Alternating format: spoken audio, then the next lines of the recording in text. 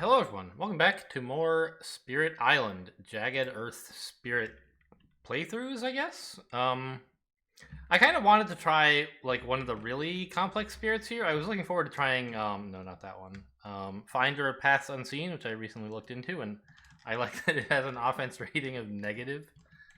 Not only do none of its powers do damage, but it gets punished for destroying invaders. It's just really, really good at moving stuff, as you can see. But I don't really have time for like an epic 4-hour adventure today. So what I'm going to do is play a spirit that I played once off camera, but that you guys haven't seen yet.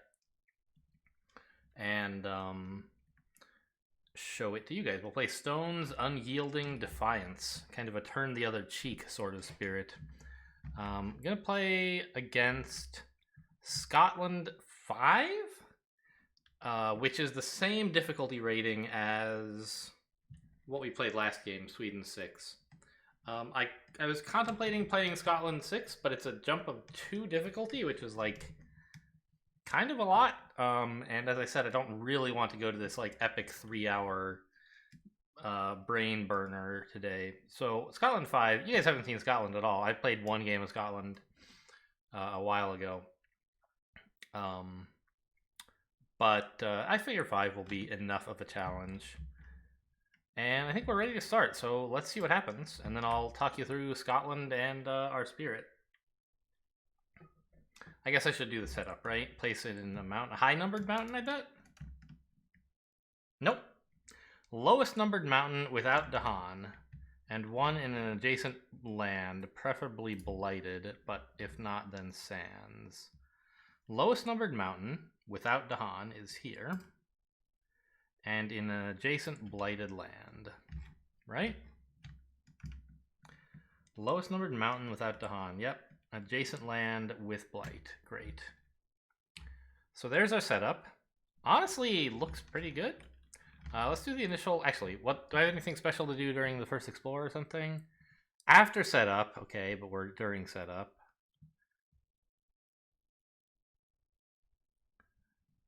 Okay, nothing that changes the initial explore, not like Sweden. So, yeah, it was a high Sweden thing that made them do something there, right? I think I don't remember. The adversary cards are gone now. Oh, let me add a blight according to the new errata, of course, as always.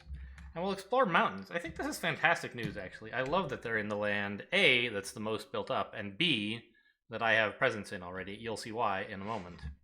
This is a great draw, if I'm at all correct. So let's look through our spirit. The lore kind of says that we are a very sturdy stone that just kind of refuses to die. A spirit of that stone which resists being shattered, moved, or shaped to the will of another. Capable of tremendous feats of resilience and obstinacy. So the playstyle is about you want to be where the invaders are in the worst, most overrun lands. So like I said, that seems like a great place for us. So how does that work? Well, first of all, we start with a pretty solid energy income, and we have a kind of weird element or growth or presence tracks. The top track is like energy and card play, and the bottom track is like earth. We really like having a lot of earth. Because our innates, we kind of want them to go off every turn. They're very powerful. And the last one requires like 6 earth. And although, I don't know, in my game, who was I playing when I played these guys? It was something, I don't know, difficulty level 5 probably? I can't remember.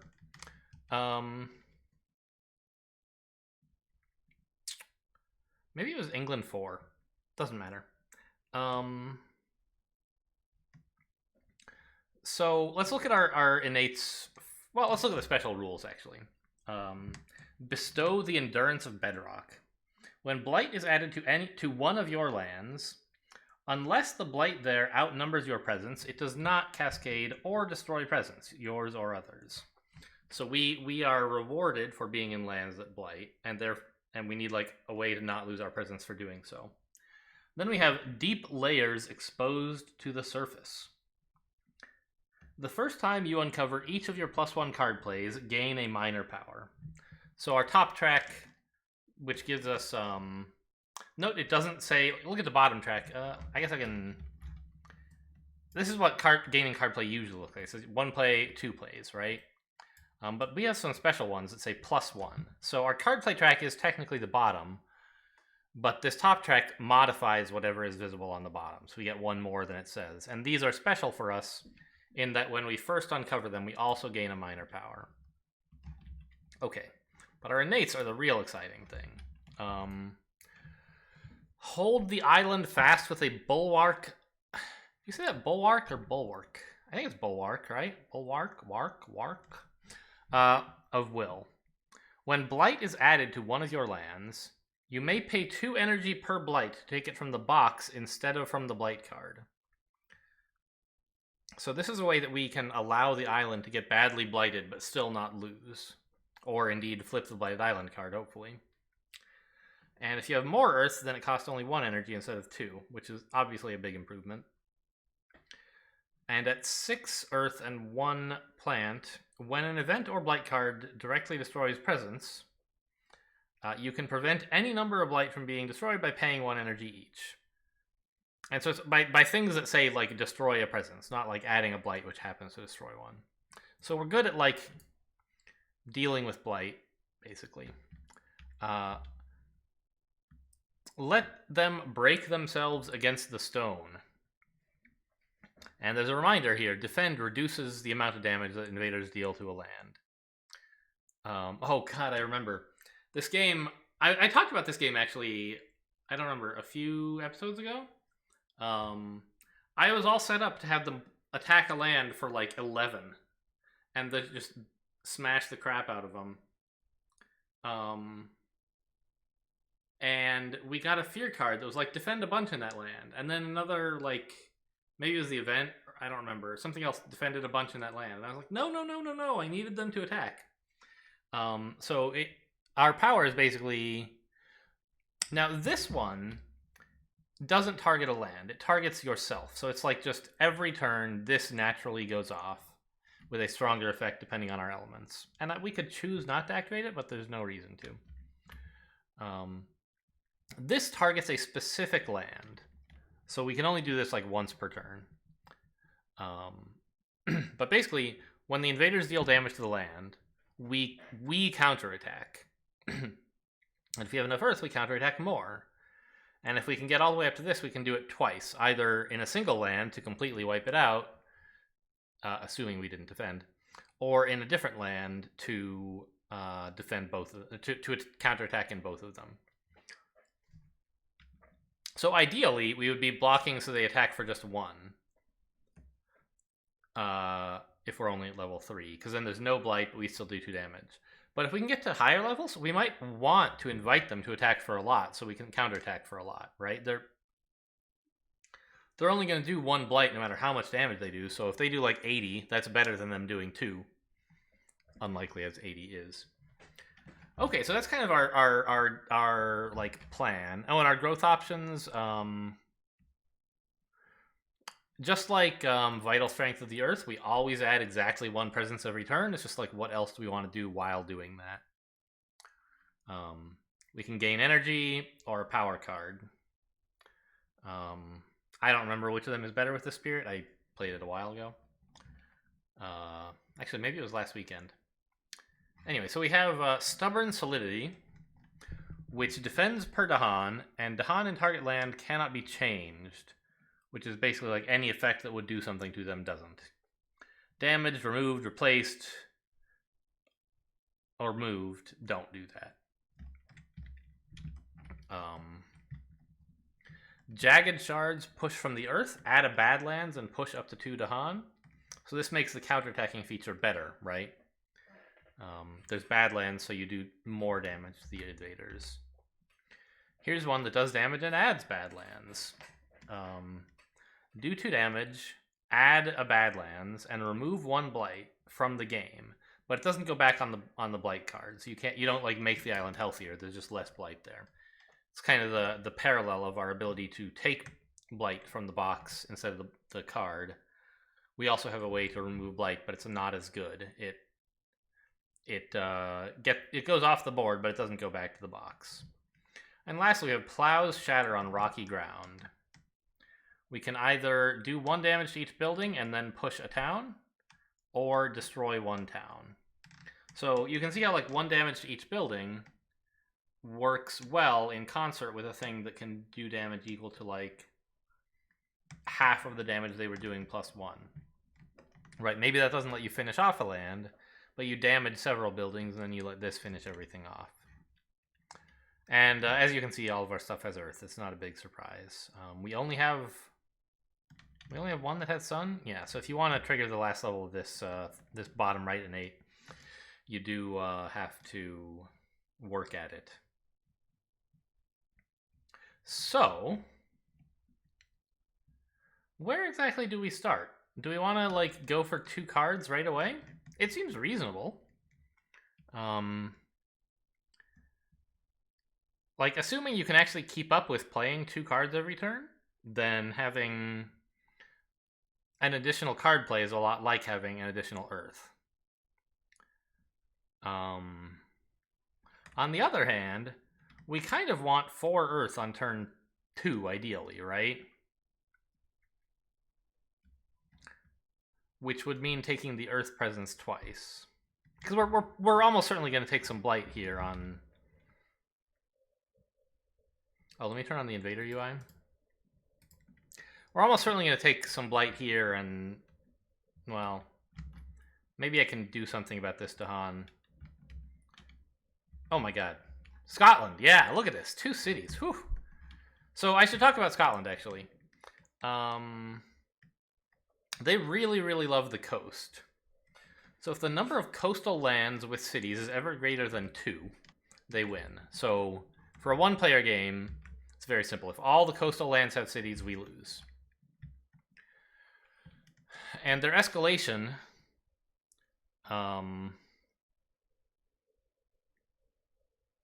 adds... Yeah, I was trying to see how this scales with number of players, but it's fine. It adds a city to the land with... a town to the land with the fewest towns. And we get to pick. But Explore cards on coasts add towns instead of cities. Instead of Explorers. God. So they put down a town and then immediately they build, and that's a city. So, like, coasts are a problem. We're guaranteed a coastal lands explore on turn 5, for what it's worth.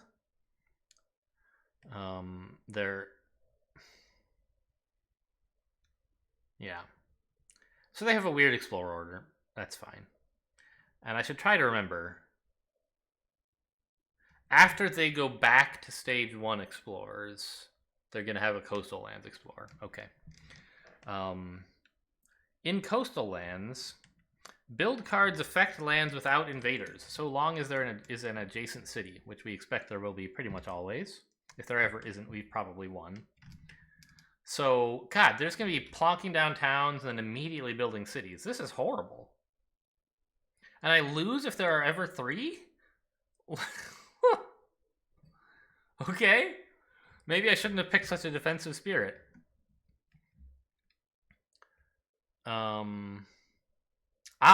It's actually after their first stage 3 card that they'll have a coastal lands. Fine.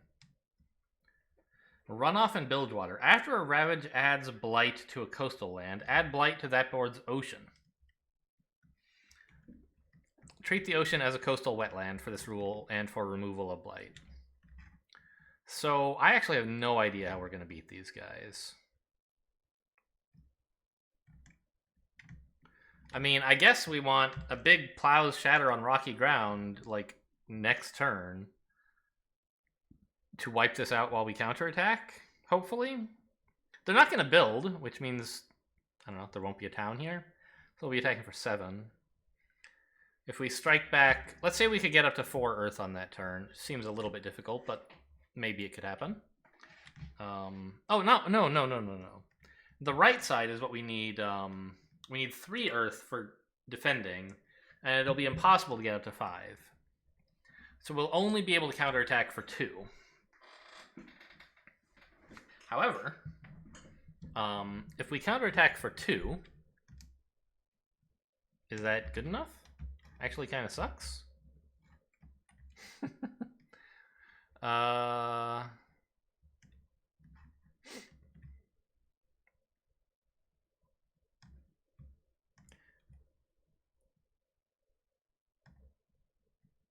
mean, I can prevent the blight from being added, but that's not really the biggest problem. Or I can make it come from the box, rather. And if I put some Dahan in here,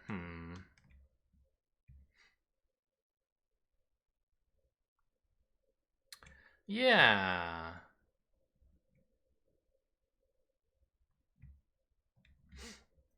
Maybe I take care of the city that way.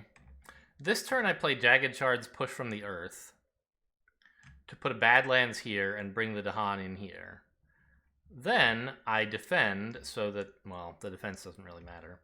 But I play Stubborn Solidity so that the Dahan don't get killed in the Ravage. And they counterattack, dealing 4. That in addition to the 2 that I'll be doing from my innate would take out both cities, and they won't have built a town. So, you know, there's an obvious problem with that, which is that this place is going to be screwed. I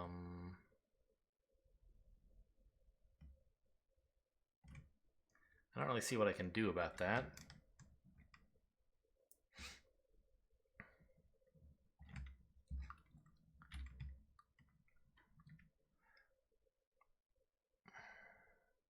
And in order to even get up to 3 Earth next turn, I have to start on the Earth track rather than the energy track, I think. I mean, definitely I do. Well, okay, so not quite true. If I really wanted to, I could reclaim next turn and gain 2 Earth that way.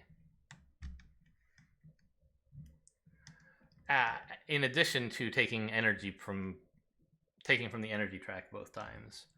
That doesn't feel very good.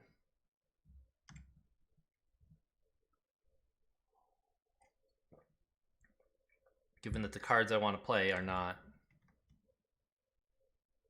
Well, I mean, I suppose we don't have to hit our level 3, or our let them break themselves against the stone just yet. Right? Maybe we could just go energy, and next turn play 2 cards.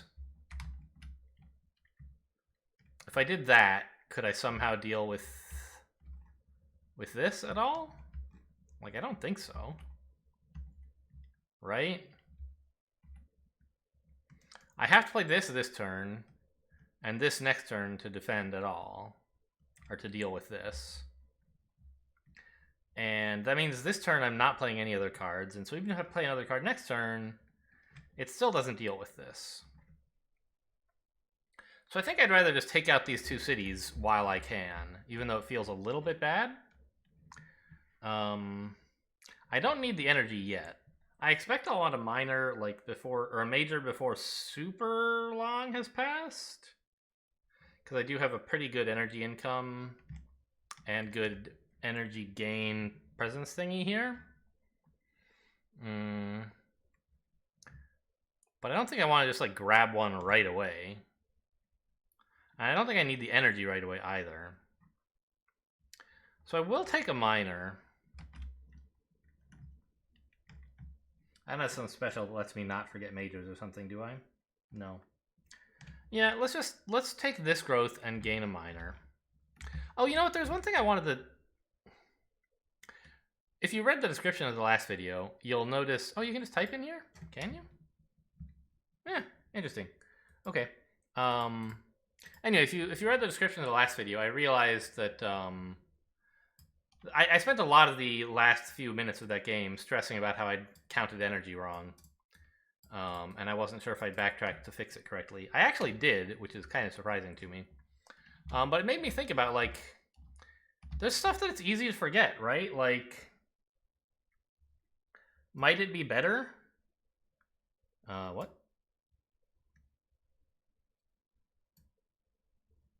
How do I... Oh, I see. That's a bag. I wondered whether it might be better to... Oops, of course. These are bags. I have to...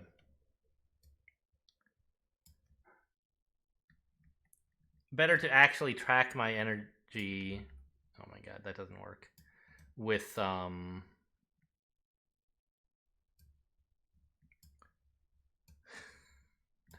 so, like, just delete all this crap, please. Let me... To track my energy with these things so that I have a physical token. Instead of this. So I have a marker to, like, track what I spent the energy on. I thought that would be an interesting thing to try. So let's just delete this and actually track these. So let me just, yeah, this is a bag of stuff. Okay, great. Cool. So let's take this growth and gain a minor. We're basically looking for anything with Earth on it. Rain of Blood, fine. Gains fear cheaply. Gift of Power, gaining a minor is not that great for me because I kind of gain minors involuntarily. But, you know, it's good elements. Entrancing Apparitions, Fast Gathering Explorers could be quite useful, but no Earth. And lastly, we have Call to Guard. Gather up to 1 Dahan.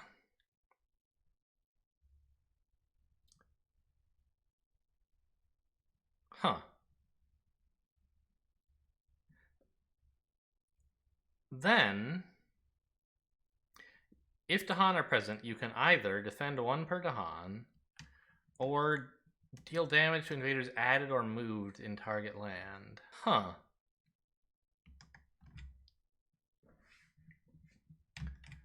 That seems almost useful, but not quite. Well, if I put my presence here, I could gather this Dahan and then do what?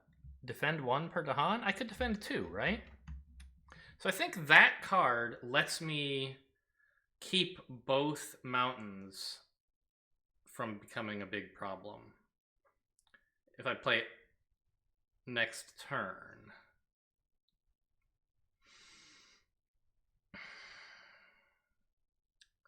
Now, in order to play it next turn, I would have to take the Earth... No. Take the energy presence instead of the Earth presence, which means I won't have 3 Earth next turn. I'll only have 2. Which means I won't be able to counterattack, so I won't be able to deal with these guys.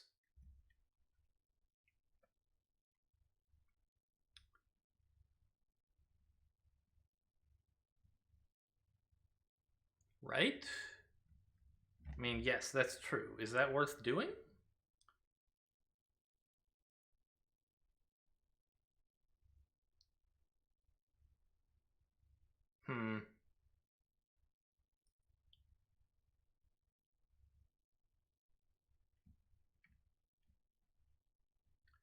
I don't think so. I think I just have to let that land blight and then deal with this one by having 3 Earth.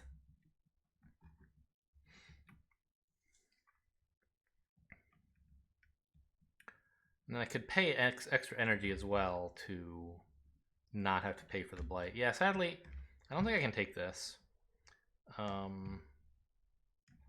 It might still be the better card, though. How much plant do I need? Like, very little, right? Yeah. I don't have any plant cards yet, so I should be on the lookout for some. But I'll be gaining a number of miners, so I don't, like, have to take this. And this has Sun, which I also want. Gather up to 1 Dahan.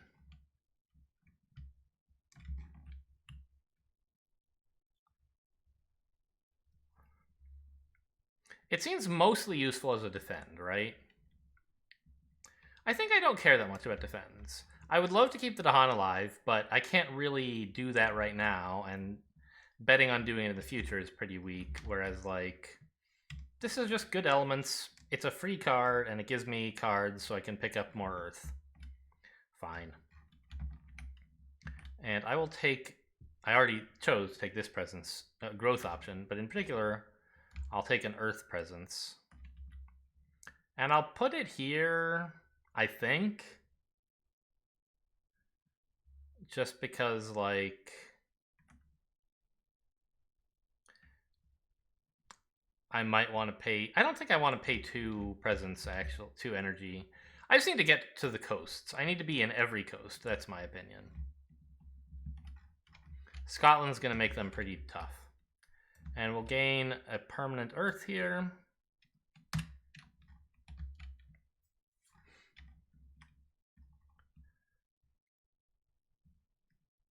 And if I want to, I can spread presents here next turn anyway to...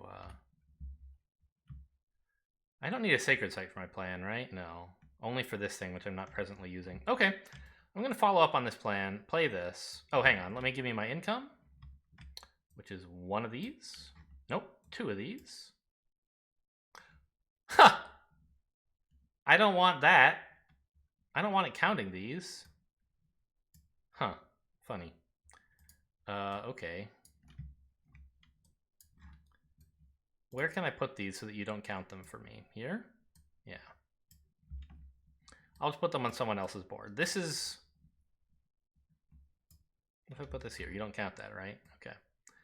So my presence lives over here to stop it from being... Or my energy lives over here to stop it from being counted. If I say time passes, does that go away? No. Okay. Just checking. So we have 2 energy. And we're spending 0 on this. Great. And I only have 1 card plate, so we move on. Blighted Island doesn't happen. Event card, we discard the first one. No fear cards. I didn't have fast powers. Well, technically I did. I targeted myself with hold the island fast, but they're not adding blight, so... Anyway, invader actions. Oh, it's even reminding me to do special stuff on all their stuff. Great. So build, level 3, there's a reminder in level 3. In coastal lands, build cards affect lands without invaders. Yeah, but that's not a problem right now. So here, they just remove the blight, or disease. Here they add a town. Now they explore in jungles. Interesting. That's the one non-coastal land. Probably useful. But now I'm really sad I didn't get over here. Oh well. I still could. I could jump over there next turn with my 2 range if I wanted to. Which might be nice. But I didn't take the thing that lets me defend, and this land can kind of take care of itself a little bit. Oh, I guess that's maybe why I should have added presence here, is that I could also add presence to wherever they go next turn, right? Yeah. But I'm not going to have enough energy that I'm going to be excited to spend 2, I hope. To stop blight. So, okay, and then that's it.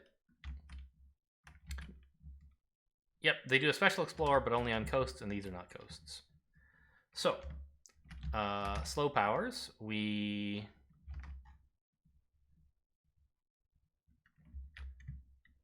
add a Badlands, and I was going to target... Oh, I have to target it here because that's where the Dahan are. Right. Badlands is what, 5? 5. And then I push these Dahan here. Great. An incredible turn. That's it for slow powers. So, time passes.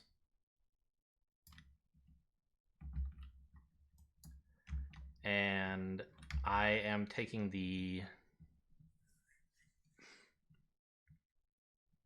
energy gain, I think? I don't know. Maybe I was supposed to have taken energy gain and then gain a major or something, and maybe this minor is stupid. But I feel like we're going to spend a lot of energy just keeping the island from getting too blighted. So we'll see. Right, my plan was to play this, which costs 1. Oh, but I have to... I'm not on the card play phase yet.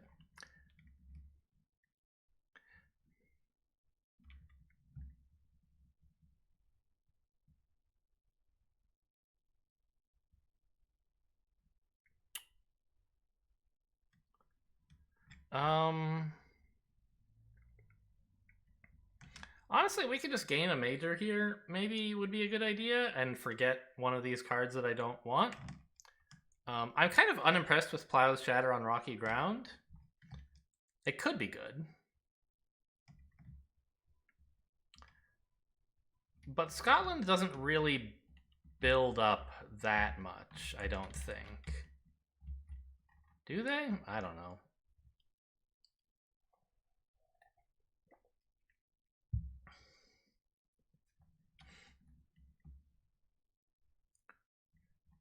I feel like gaining minors is like a thing we don't really need that much. So let's gain a major here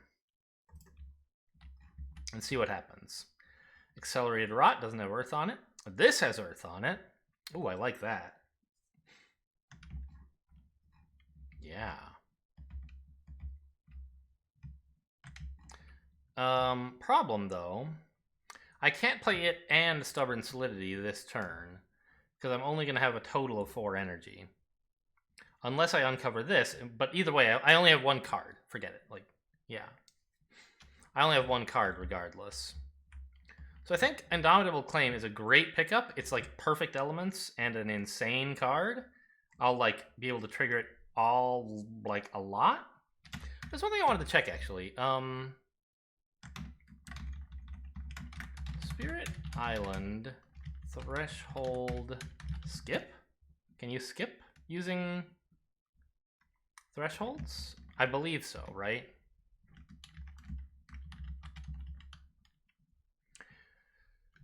For powers with thresholds, you can fail to use your elements to reach the threshold. Yeah. So this is something actually that I remember the app had, but it was like hard to tell how to use it. So we might very well want them to do their stuff. But yeah, I feel like Indomitable Claim is absolutely the best pick we could have drawn from most of the deck. And I'll forget Gift of Power happily for that. So I don't know. Maybe we should have gained that last turn, and then I could choose to do things differently this turn, gaining... Yeah. But then I would have had to forget a different card, so I don't know.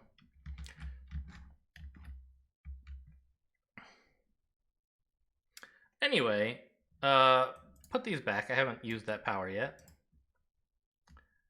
Oh no, I did. That was last turn. Silly. So, I can add my presence only at range 1. But next turn I'll be adding at range 2 and playing this as well to get to this jungle, I assume. Ugh, this place is a problem. Everything's just... I don't know. I think I'm right to be like prioritizing this land, but I'm not really happy about how everything else is falling to shit.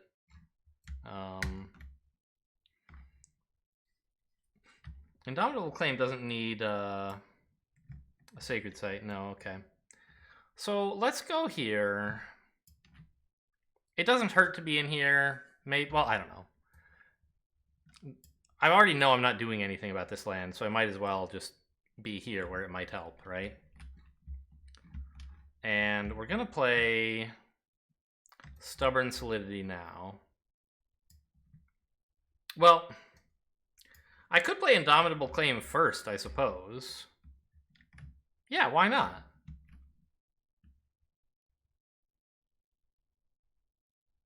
Oh, because then I don't get to counterattack because they won't have done any damage. Here, I don't need a counterattack, but here I do. Like, am I willing to accept a blight in order to destroy a city? I think so, because Scotland, right? We got to get that under control. So, give me the second Earth, of course. That was the whole point of all this. And... oh, also I might want to spend 2 to make the blight not... anyway. So I gain 2 more energy. And I spend 1 of it on Stubborn Solidity, like so. Now, once this energy cost says 0, it means I've paid for everything. Perfect. Okay, we move to fast powers, and I defend 1 per Dahan, which is 2. And then the Dahan don't get hurt. So, we move on to Blighted Island, which doesn't happen, and events. Terror level 1. Bureaucrats adjust funding. Oh, wow. On each board with... Oh. Doesn't apply, huh? We don't have 9 or more buildings, nor do we have 3 or fewer. Okay. Terrifying beasts. 2 fear per board with 2 or more beasts. Alas. When invaders ravage, if the land has both Dahan and a presence, defend 5. Huh. Oh man. I really could have added my presence here. Oh dear. Well, too bad. So this is a 7 then. And I'm actually not counterattacking here at all, so all this work I did to get 3 Earth is useless. Okay, and I don't get to blow up their shit after all. Man. I mean, this isn't bad. It saved me a blight. I'm just like, it could have been better, you know? No fear cards. Invaders ravage in mountains. So here they attack for 7. We block it all and counterattack for 4, destroying a city and an explorer. 2 fear. Here they attack for 3. We lose a Dahan and gain a blight. They build in jungles.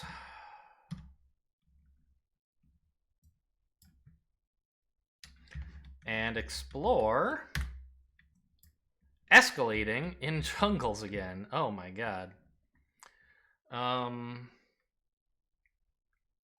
So what's their explore escalate? Or their escalate, rather?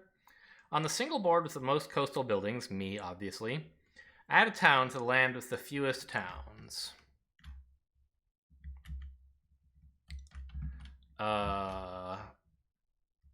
Probably ought to be the non-coastal land. This one does have badlands, though. It might be easier to deal with. Oh, I could put it here. Sure. That has no towns. Okay.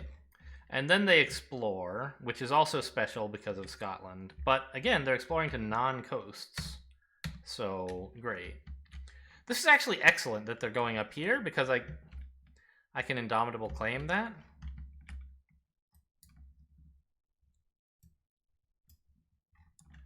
Okay. Well, I've had worse. That defend is gone. Time passes. Put this back in the bag.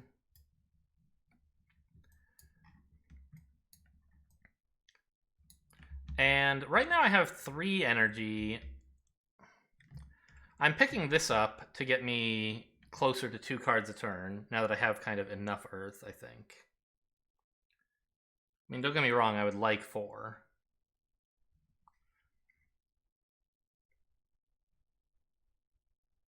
Huh. I really wish I'd used Indomitable Claim last turn. Not only would I have more presence, I could have, like, I could start, like, picking Indomitable Claim back up with Reclaim 1. And just start really ramping my presence. But I can do that later. Yeah. I really need to play it now, though. So anyway, I'm going to choose the gain energy, I think. And add presence, I don't know.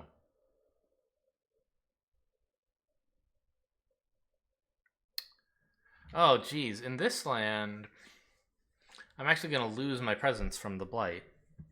Because it's going to outnumber... I can add... Okay. I'll add my presence at range 2 here. Yes. Now at least I won't lose any presence there. Which I think is useful. This is a nightmare. And I gain 3 energy. And I play Indomitable Claim, spending 4. That's my entire turn. We move to fast actions, and I put a defend 20 here. And uncover a presence. And I want the one with 2 cards, I think. Well,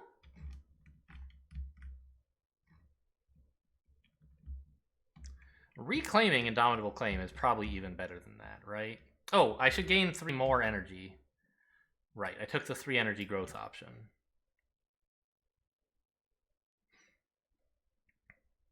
I wonder, should I have done that? What if I took 2 Earth instead?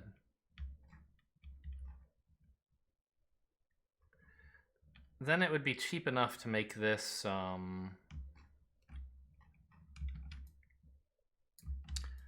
yeah, because I'd have 5 Earth, right?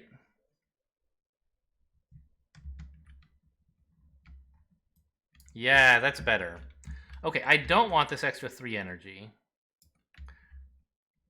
I want this, the reclaim, just for the 2 extra Earth, I think. Because having 5 presence is insane, or 5 Earth is insane right now. It means that I'll hit... First of all, it'll be cheap to make Blight come from the box. And second,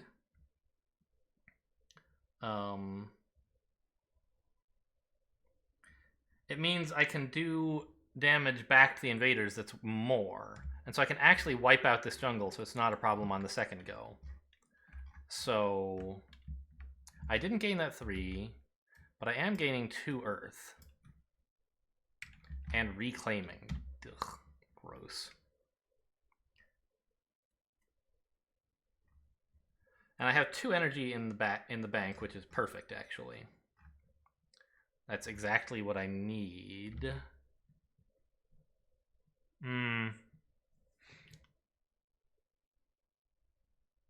Yeah, that should be...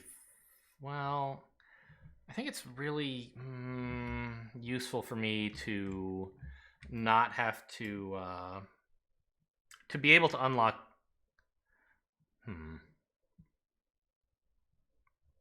I'm trying to figure out if I'm going to play Indomitable Claim next turn or not. And I don't think I have to, actually. Because they won't be ravaging anywhere. So... I think I can afford to spend 2 energy on preventing Blight. By the way, this was a legal target to add my presence to, because it's already got my presence. This is mountains or your presence.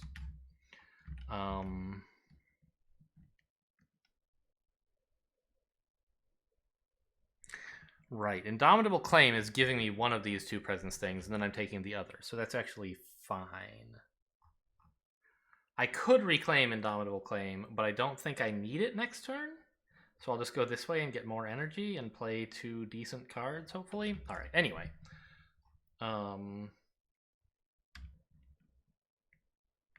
Yeah. So this is the plan. And we move on to fast actions. Oh, I already did that. Oh, I already did that. Ah, I was considering whether to take a different energy. Wait, did I already do that?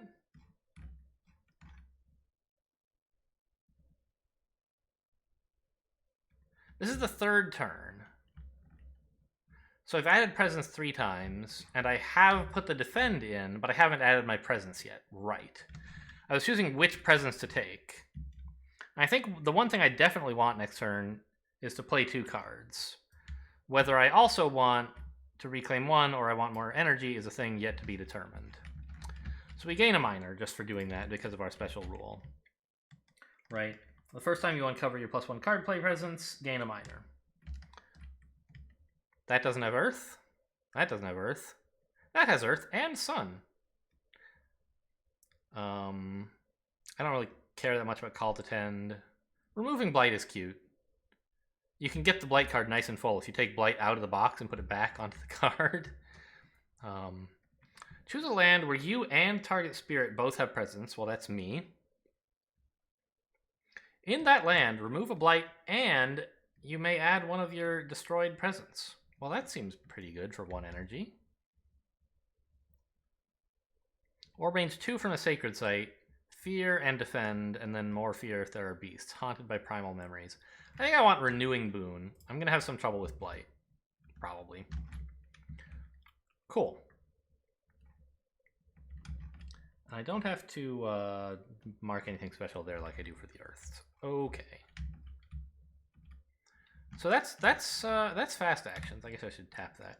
And I'll just throw this away now, actually. And we move on to Blighted Island, which doesn't happen, and events, which do. Lesser spirits imperiled. The invaders' spread is threatening many of the island's smaller spirits. You can either gain an energy and then discard minor powers 1, basically. So if it has a plant, you remove a blight from the card, which seems very dangerous. Or you can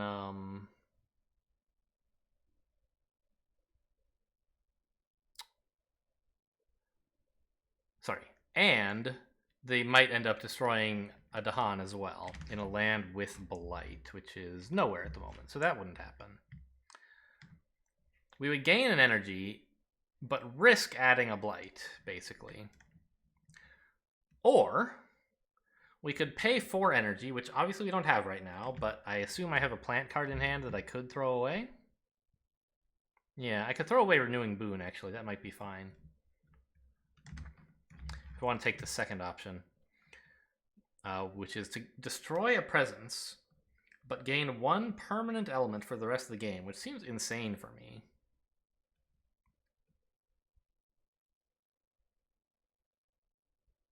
And then we also get to push beasts to a land without towns and scare explorers if there are any there, so that won't happen. There's no lands with towns, but no explorers.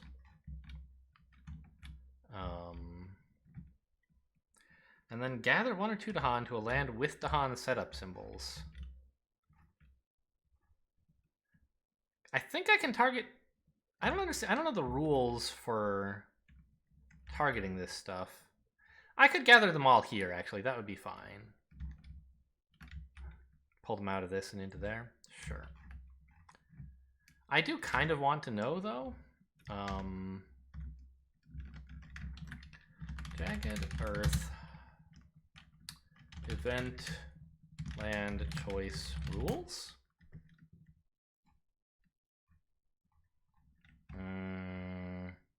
Okay, not so obvious to find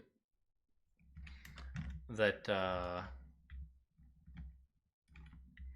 I think I can do that. I could, if I wanted, choose this as the target land and then say, oh no, there's no Dahan to gather. But okay. So I think I do actually want to take this second thing, just because gaining permanent Earth is great for me. It's something I'm always happy to have. Like, every Earth always does something. All the way between 2 to 7, it just makes me better every time. Oh, I guess, during the fast powers phase, I should have targeted let them break themselves against the stone. But I think it's pretty clear I was targeting it here. It's the only place they're going to blight. Or ravage. So I could maybe put a reminder there.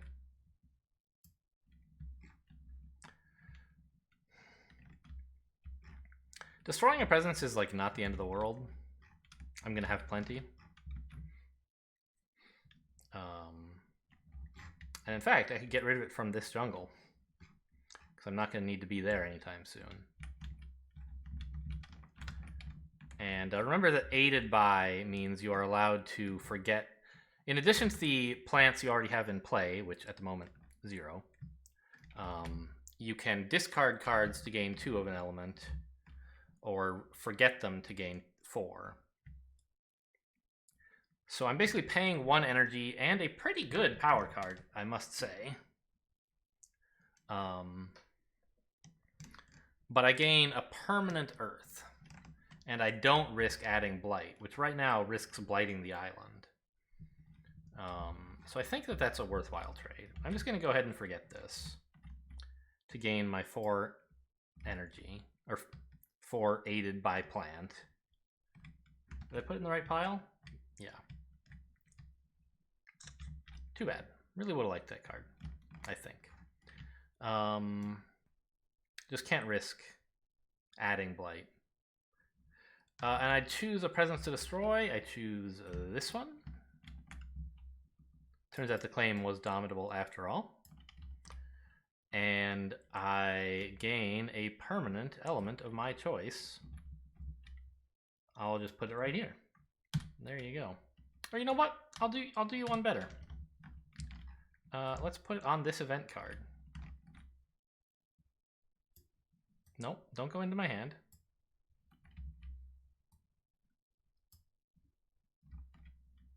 Yeah, it is counting. Good, good, good. And what do I get for having 6 of this, by the way? If I had a plant, which I don't. Funny. If I had a plant, I could choose to not destroy the presence, but I don't have any plant. And anyway, I had to destroy the presence to get the Earth that would let me stop presence from being destroyed.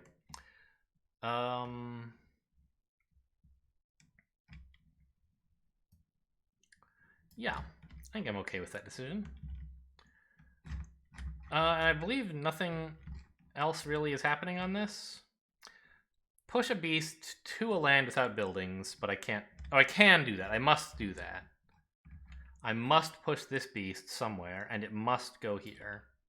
And there are no explorers there, so we don't get the fear. And then we can gather some Dahan to a land with Dahan setup symbols. I think it's fine to put them here. They'll be more useful there, probably, since we already got a mountain card.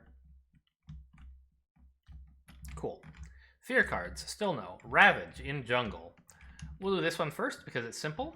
They attack for 4, but we defend 20, so that's that taken care of. And the Dahan counterattack for 4. So we get a fear.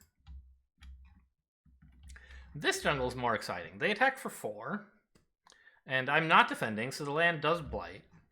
However, with my innate, when blight is added to one of your lands, you may pay 2 energy, but it's actually 1 because I'm at level 2, to take it from the box instead of the blight card.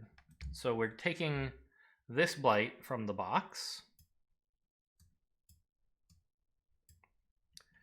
And it still cascades. I have to pay an energy for that. Excuse me.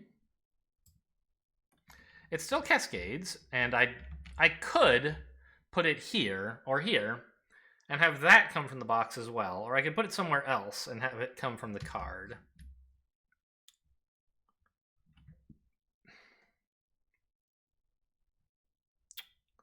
I was planning to put it here and just have it come from the cards because I don't want to pay any more energy. I kind of wanted to have like enough to play Indomitable Claim plus something. But I can't actually do that. I don't have a reclaim. Well, oh right, the plan was to gain 3 energy, use this as my presence, reclaim Indomitable Claim, and then play something that costs 0, which would be like this. But I don't need Indomitable Claim next turn. It would just like kind of be nice to gain more stuff, right? To gain more presence. I don't think it's worth spending 4 energy and a card play to just like add a presence. It should be defending as well. And also making my presence gain more awkward. I'd rather just keep like chunking along on this until I'm ready to replay Indomitable Claim. So what that means is that I'll have 5 energy next turn if I don't play this, and 2 card plays. And so I think I actually will play this. So I'm going to put the blight, the extra blight, here where all the Dahan are. And I will pay an energy to take it from the box. So given that I was planning all that, maybe I should have taken the other option on the event card. Not thrown away my thing and been like, oh well, if one blight shows up, too bad. And if not, I just gain a presence. But I really wanted the extra Earth. I think Earth is great. Okay, so that's the invaders ravaging. Next, they build. Oh no, I added the blight, but I have to finish the ravage action because I targeted that land with let them break themselves against the stone. So I'm at the level 3 threshold, which means since they did 1 or more damage, I deal 2 back, gaining a fear. And then since I'm at level 5, I also deal half the damage they did to the land, rounding down. They did 4, so I'll do 2 more back, and that's that taken care of. Great. So now they're done ravaging, and they build in jungles, but look at that, they're not in any dang jungles. So they just explore in wetlands, escalating. Get over there. That's here, and they explore coasts with towns instead of with explorers. And then they explore this one. And escalating means they add a town somewhere. Someplace with the fewest towns, I believe, which should be here, since I don't want it to be a jungle, that's for sure. And that's the invader actions. You guys, are you okay? They just stopped in midair? Like, I didn't lock them or anything. I don't know what happened there. Slow powers, I have none, so time passes.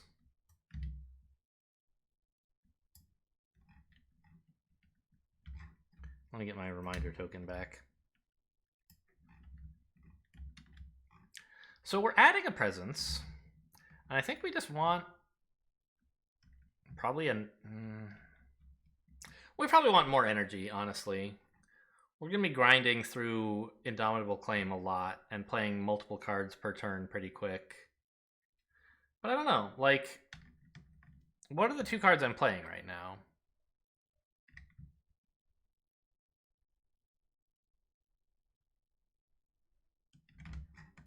Are they exploring stage 3 now? They are.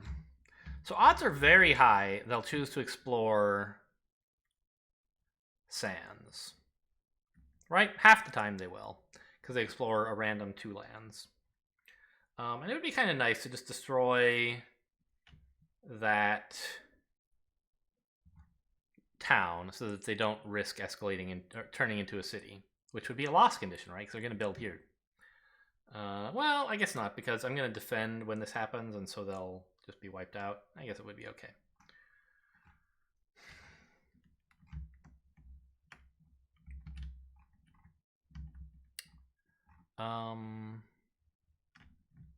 So I could gain another power card.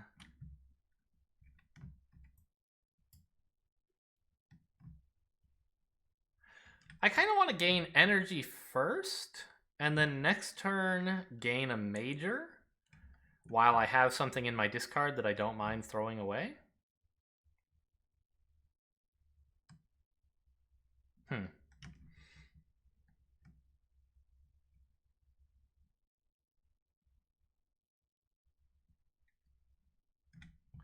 What do I have that defends? I have defend 1 per Dahan. It seems pretty good to use up here next turn.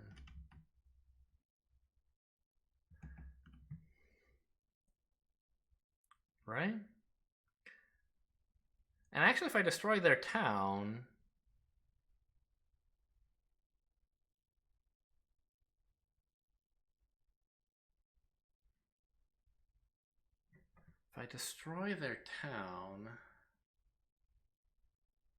then they'll only have a city, which means defending 1 per Dahan would actually take care of all the blight, which would be nice.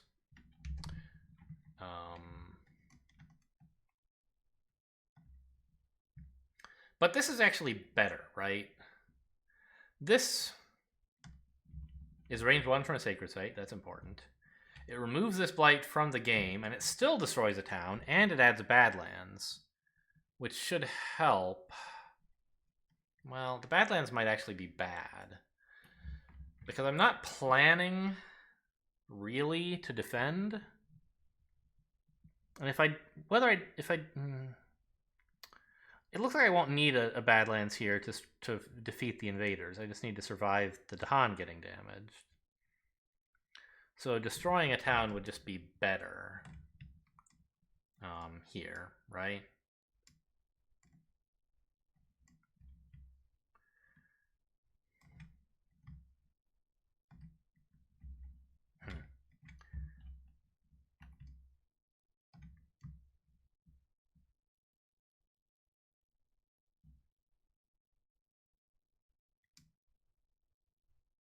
Scarred and Stony Land is just so nice for, like, removing this town, right? Can I do something else with it as well? Like, can I combo something with it somehow? I don't think so. Nothing very good.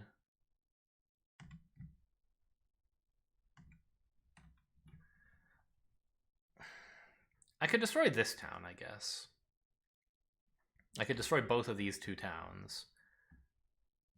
And then I have a plan for both wetlands next turn. If they explore here, I might end up changing my mind on exactly what I do. But so, okay. I'm going to take the energy action, or the energy growth action, which means give me one of these. And I'm putting a presence here. Then I'm gaining my income, which is one of... It's like that. So I have 7 energy. And I can play 2 cards. I choose both of the ones that slow destroy towns. This costs me a total of 4.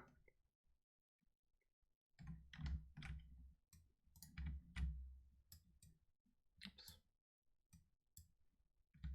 I have 5 Earth again, which doesn't really matter. Because I think none of my innates are doing anything right now. Yeah. Okay.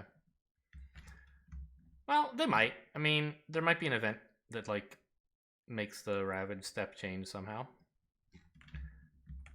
I guess I do technically have to target something with this now, right?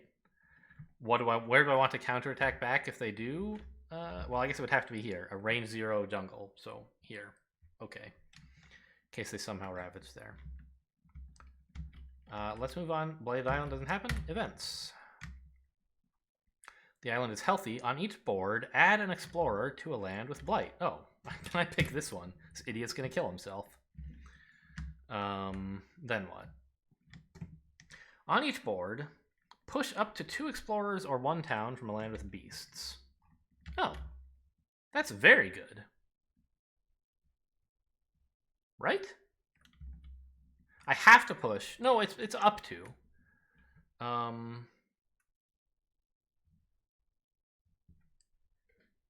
Is it actually good? It might be, because the 2 cards that I'm playing...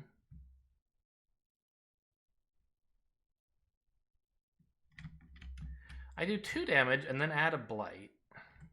Badlands. And then I do 1 damage to each building, which I could choose if I like.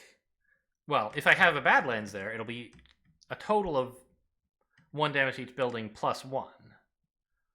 So... they're going to be building a city here.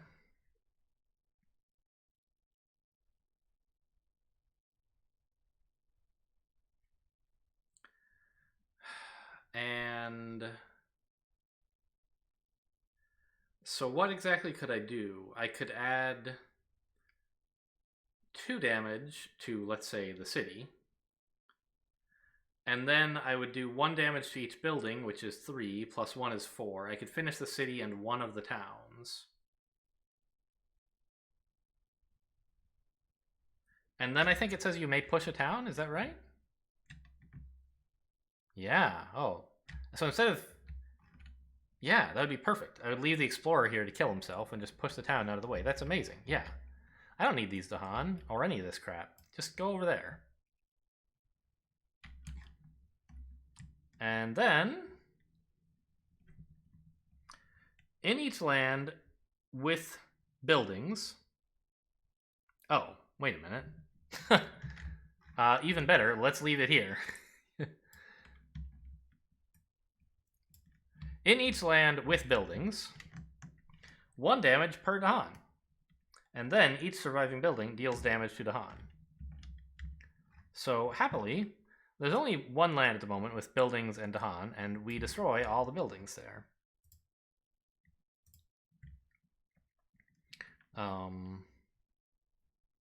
Cool. So thanks for the raid, guys. Oh, I'm so glad I targeted this land. Remember? I was like, I have to target something before I see the event for it to be legal. And I was like, maybe this one. And then it turned out to be perfect. It was this one. That's the one that I want to be blocking in. Or not blocking, but using my innate in. Now, fear cards. On each board, replace one town with one explorer. Here? Probably, right? So then they just rebuild a town instead of building a city? They have a total of 4 here, which is...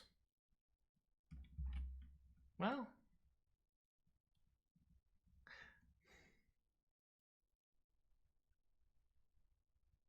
actually... I can just wipe out the town slow and then, like, wipe out, say, this town. Yeah. So I'll replace this. Yeah, that's fine. Well, no. I actually wanted to do that elsewhere. Let's replace this one. Because I want the town here so that I can destroy it, I think. Rather than invaders, which at the moment or explorers, which at the moment I can't destroy. So I replaced this town with explorers. Okay. Finally, invader actions. They ravage in the jungle, which here means they deal 1 damage. And because I chose to target that land with let them break themselves against the stone, they did 1 or more damage to the target land, so I deal 2 damage. Sucker. Now they build in wetlands, which means a city here.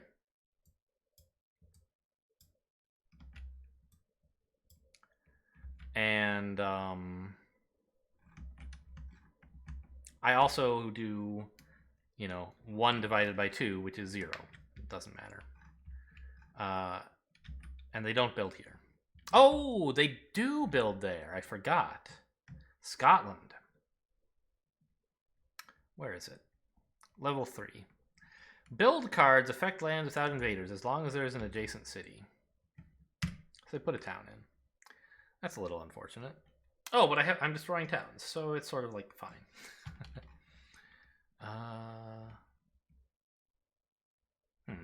Alright, well, this turn isn't going exactly as I thought it was going to, but I think it's still fine. Then they explore to mountains and jungles.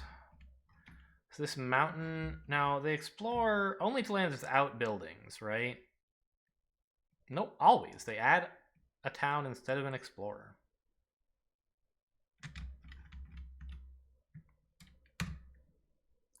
Mountains and jungles. It's definitely getting spooky in here. And this is coastal lands. Remember that. This one, it says coastal lands. That we know that from setup. We could actually, in fact, flip it face up if we wanted.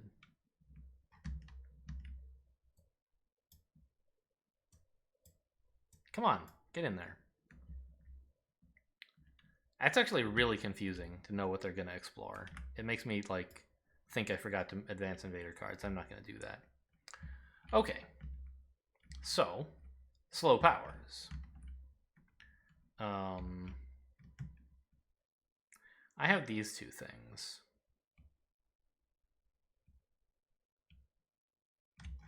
And I definitely want to target this. Oh. I was thinking of targeting it here, but then I don't get to remove any blight.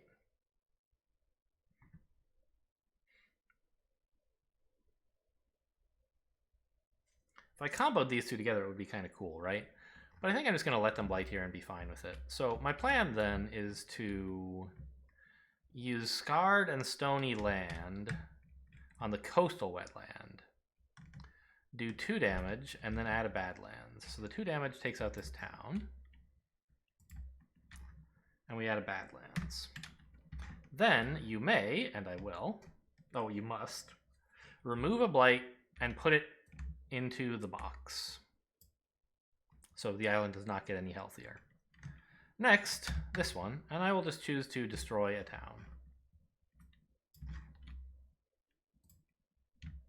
And now, a Ravage of size 4 here is kind of perfect, because it means I can easily just counterattack and kill them. I don't need the Dahan to help. I can spend all my powers elsewhere. Okay, that's it for slow powers.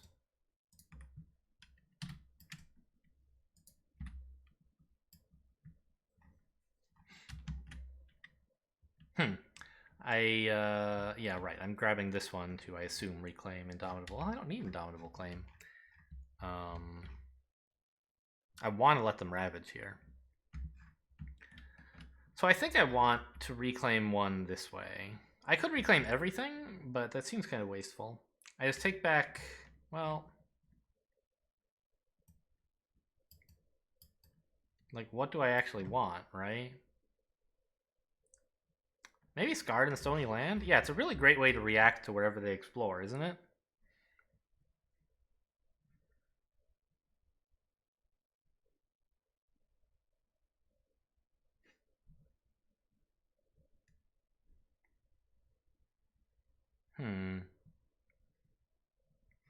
Also, like, what's our plan to deal with this mountain? Or this mountain?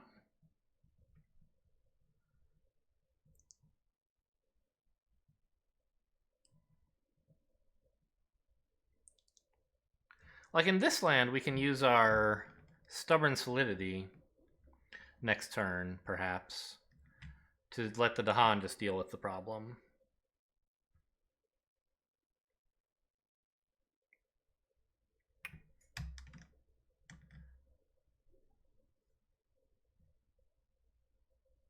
Here, I guess we could Indomitable Claim, maybe?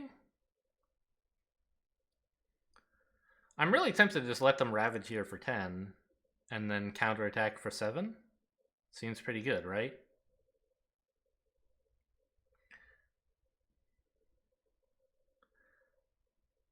So we use a small defend here next turn, nothing here. We slow destroy this town, perhaps? And plan Indomitable Claim here next turn.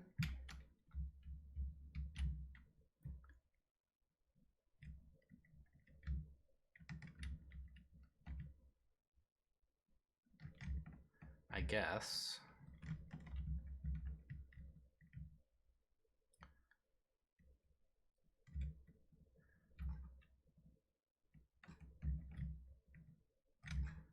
And the thing that removes Blight does 2 damage, so I can use it like anywhere.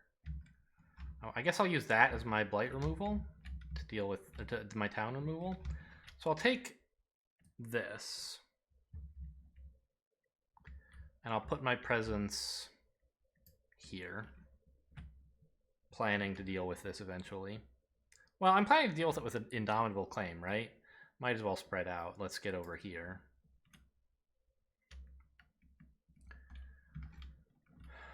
And I get 1 permanent Earth, which I'm going to put here so that I remember I have Reclaim 1.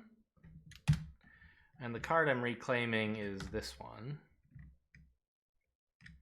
And I'm now... oh, which energy am I gaining? Which presence am I taking?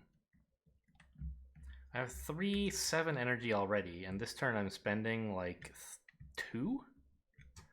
I guess I want a card. Pick up another major?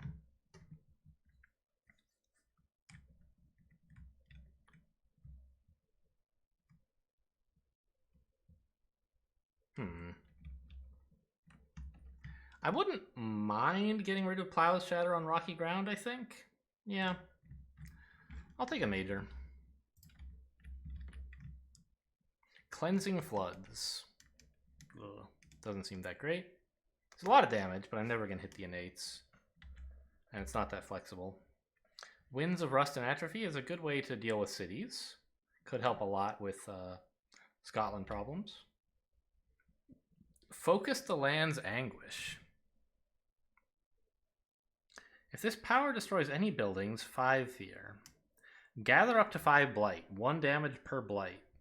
And you can make it do even more damage per blight. This seems quite good for me, even though it doesn't have earth, because there's blight like all over the board, and there will continue to be more. Ooh, but Blazing Renewal. That's a really powerful one. It has earth and plant as well.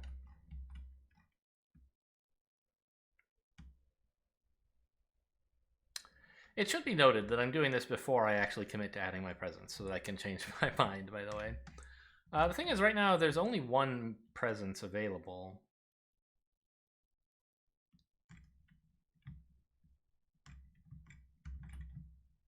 Just looking for how much other fire I have. Just 1. But 2 damage to each building in that land could be really useful. Problem is I don't have that much destroyed presence, and I probably won't. I think Focus the Land's Anguish is better for me. Feels weird because it doesn't have earth. But I should be able to get to 3 sun at some point. And then it's like gather 5 blight, do 10 damage or whatever, right? I don't know. It depends on how far behind I get on blight. I guess I'm cleaning blight up this turn as well, so maybe it's not that impressive.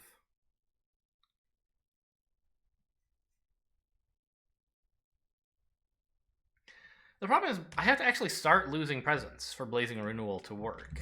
It doesn't do anything if you don't add presence. And I only have 1 destroyed. I'm gonna have trouble losing anymore, honestly. Is this good even if I don't hit the thresholds? I think so, because it's just gonna save my bacon if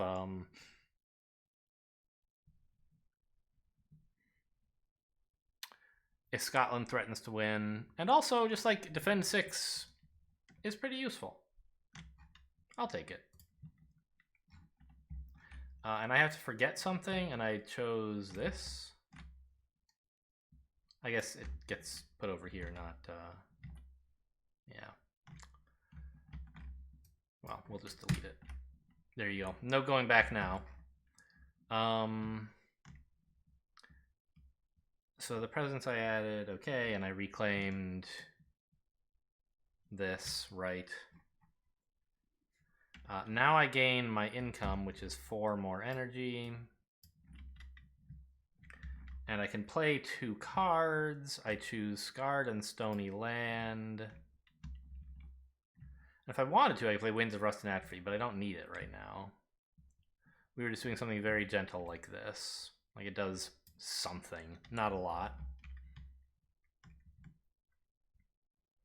We're adding Badlands, we're pushing Dahan, it's like fine. I have to pay 2 energy, which... Oops, it looks like that. Ah. There you go. And I have 6 earth, but no plants. Doesn't matter. We're not hitting this too often.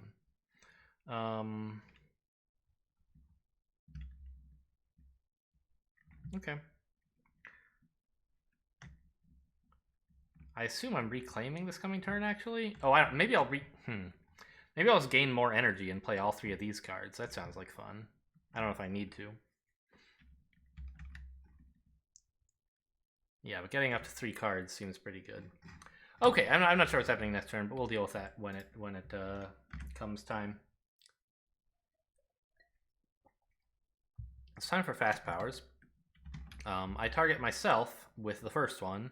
Doesn't matter, no blights being added.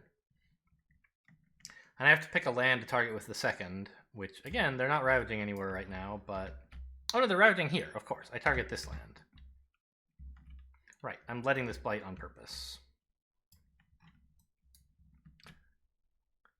I'm not defending, they're just going to attack. So, Blighted Island doesn't happen. Events. Remnants of a Spirit's Heart. A group of Dahan find a stony ridge with lingering blessings for an ancient mountain spirit. You can let the strength leave the strength with the Dahan.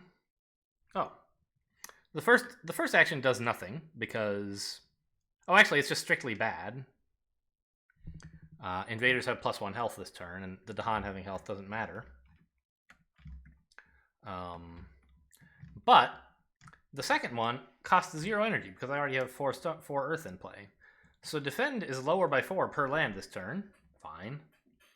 And then on a future phase, I can choose to defend 4 in all lands if I want. Well, that's like obviously great. So I'll just take this one. Gimme. And as I did in the other time I earned this card, just like plop it right here so I can't possibly forget that I have it. There you go. Oh, if I hide reminders, this goes away, so I'm not going to do that. All right, finish resolving the event. For each land with beasts and cities. I don't have any. Because I didn't let them build in the land with beasts. 1,000 small struggles. For each board with 4 or more buildings and 4 or fewer Dahan. I believe I still have 5 Dahan, yeah. Okay, so that does nothing. Great! No fear card. Invader actions. They ravage in wetlands. Nothing here. Here they do 4 damage, which blights the land, but I choose... Oh. I didn't realize I had another energy there. I choose to take that from the box instead of the card. And because I targeted this with Break Themselves Upon the Earth, I counterattack for 4 damage.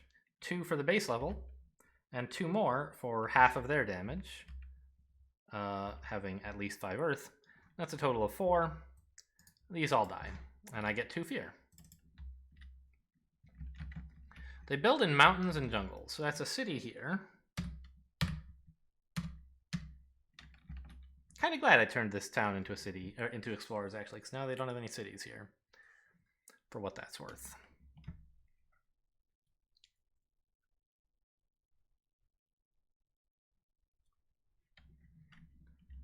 It's kind of a lot going on. And they explore in coastal lands. So Scotland has a special note about coastal lands. In their level 1 thing, their explorer adds towns instead of explorers, but for coastal lands, it only happens in 2 lands, not all 3. So we get to pick 1 land to add an explorer instead of a town.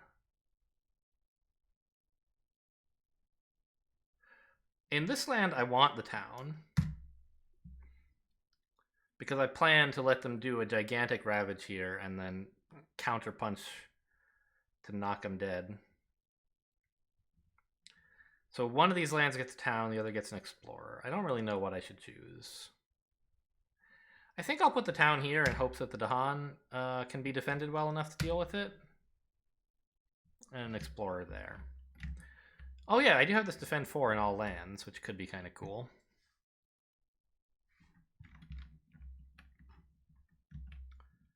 Okay, advanced invader cards. Slow actions.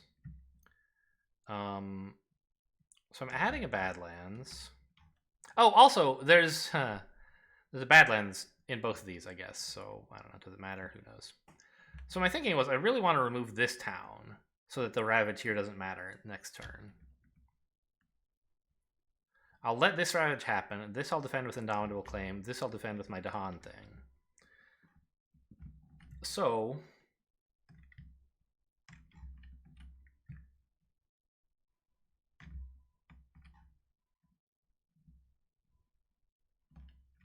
like what do I where do I need a Badlands is the question that I am asking, I guess.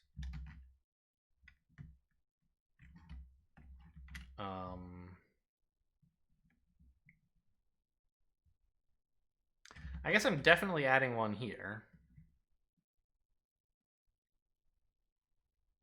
because this is where I'm removing Blight from the box. And if I'm doing that, I might as well just plop down another Badlands here first, so that when I do damage and when I do damage here, another Badlands is added. Or it kills the Explorer as well. But the Explorer doesn't really matter. He could stay. I could put a Badlands here. But it won't do anything next turn.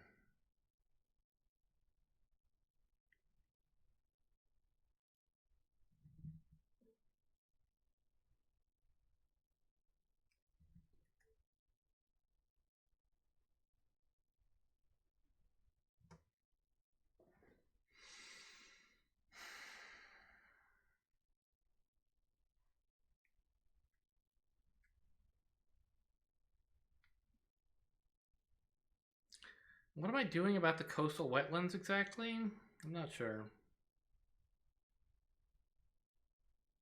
Probably I can Indomitable claim it after reclaiming.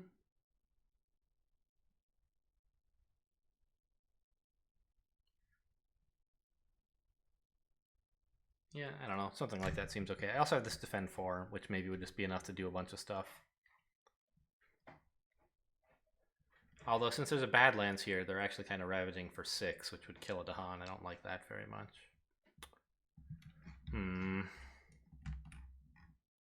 I'll just delete these, I guess.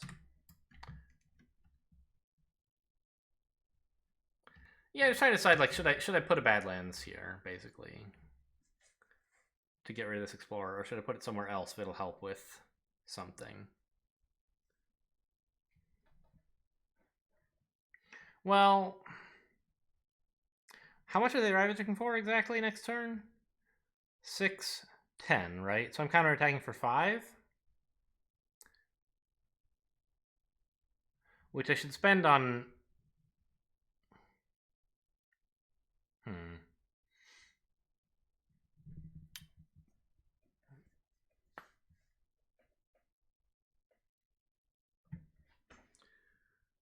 Yeah, if I do 1 extra damage, then I could take out 2 cities instead of, say, a town and a city. But that actually doesn't do anything. They'll just rebuild a city instead. So maybe what I should do is try to get to 6 damage and destroy all 3 towns. So they rebuild smaller stuff. Seems reasonable enough, I guess. Sure, let's just put a Badlands there with this power. And then in this land, I will deal 2 damage, killing this. 1 fear. Add a Badlands, and return a Blight to the box. And that's my slow powers. Okay. Time passes. Guys, I don't know what is wrong with you. Maybe stuff gets stuck when, like, time is passing and I should stop trying to do anything while that's happening? I don't know. Boy, yeah, this place, it is scarred. Look at all these Badlands. So we're gaining a presence somewhere. And I think we want a card play and to reclaim. I would then have 8 energy. What would I do with 8 energy? I'm Indomitable claiming this mountain. And spending 1 energy here defending. I have 3 left. More scarred and stony land? Sure. Say to wipe out this entire sands, perhaps? Seems reasonable. Sure, let's do that.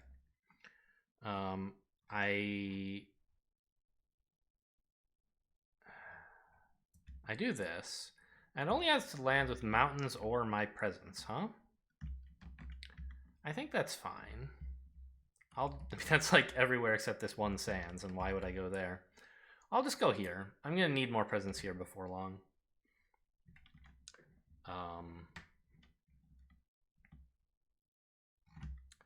And then I will reclaim all of this. Gain 2 earth. And gain 4 energy. And I also gain a power card of my choice.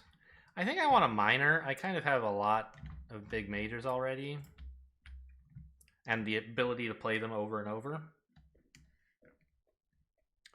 Okay, you can make it fast, and doesn't really do that much. It pushes. Pushing fast is actually pretty cool, but it doesn't have the right elements, and I don't know. It's not the worst power in the world.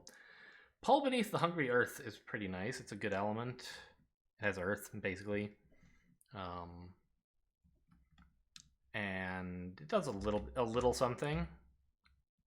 Ooh. Nature's Resilience. Defend 6. I wouldn't need to Indomitable Claim here, I suppose, if I did that. I could Indomitable Claim here, but I want them to Ravage. That's what this guy does. That's how you take care of the invaders.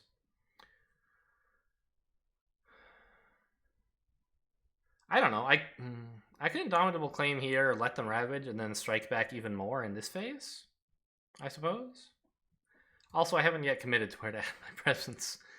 Oh yeah, I have actually. I had to do this before I could start gaining the power, so okay. I was thinking it'd be kind of cool to let them build another city and then counterattack for more.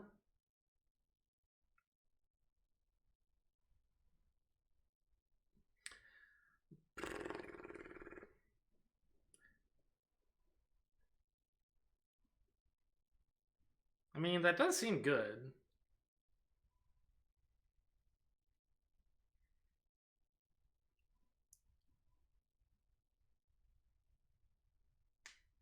But if I do that, I'm not actually using my innate anywhere unless I want to use it here. Which feels kind of bad. This is gone.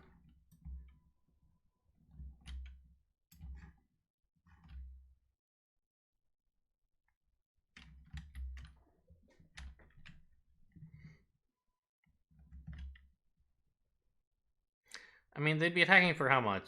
15? Yeah, 15. I would be counterattacking for 2 plus half of that, which is 7, so 9, plus 1 for the Badlands is 10. That's very good, obviously. But I suppose if I... that ties me up so that I have to use my innate here that turn. Whereas I might prefer to do it somewhere else, right? And this just, like, is good. Yeah, I mean, this just wipes out this Sands if I play it right now. Yeah, totally fine. I'll take it. Pull Beneath the Hungry Earth. Okay, it's settled. So I'm playing Indomitable Claim. And I'm playing, I think, Scarred and Stony Land. I forget where. What do I want to do with this?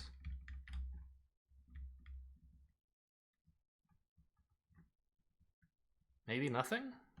Maybe I'm not playing that? Ah, I was going to use it to wipe out the Sands. But I don't have to. Because I think Pull Beneath Hungry Earth is way better at it. It doesn't get to add a Badlands, but it adds Fear. Oops.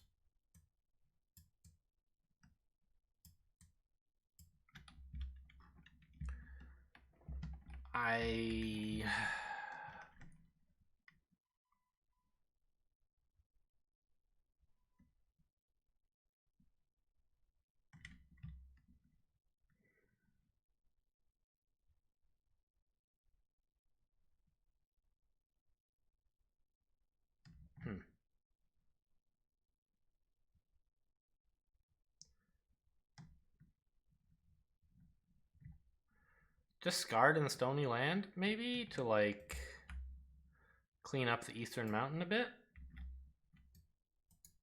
Get over here, guys. You're covering up the energy cost.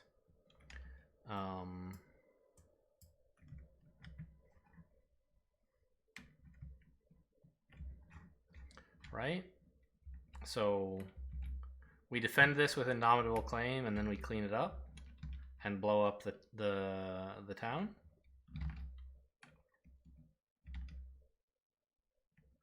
Wait, how was I defending this?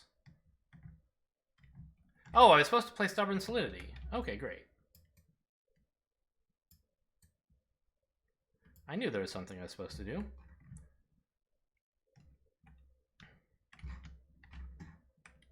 Yeah. Cool.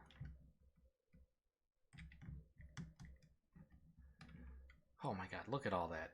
Look at all that. I get to twice use my innate. This is the first time we're ever at 7 and 2. Hopefully we can stay there. Oh, I also can make them skip all actions when I do Indomitable Claim, I guess. If I want.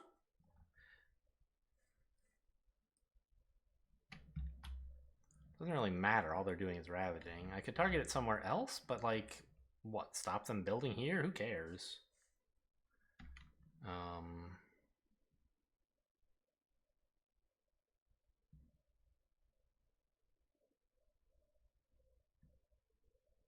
Oh. Well, I'm going to use my innate here and here, I guess, to take out this explorer. Yeah, okay. So let's pay my 6 energy.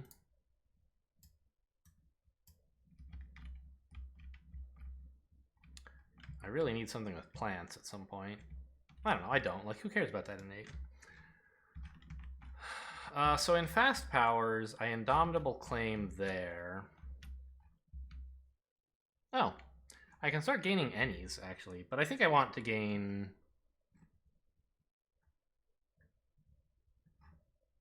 more energy and more cards, so I'll take this. And put my defend 20 up there. I don't know. Is there any reason to not have them skip all actions? I think I'll have them skip all invader actions. There could be some event that's like they build in lands they were going to ravage, and this says they don't. So, fine.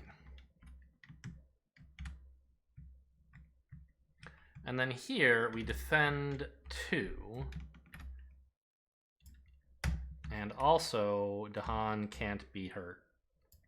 Just in case there ends up being an event that adds damage somehow. And with my let them break themselves against the stone, I target this land and this land, because I can repeat it. Okay, let's move on. Blighted Island, no. Events, yes. The island is still healthy. Explore actions add an extra explorer to lands without buildings. What does that mean? I guess it doesn't matter. There won't be any. Oh, there might. There might be some non... what does it mean with Scotland's thing, right? I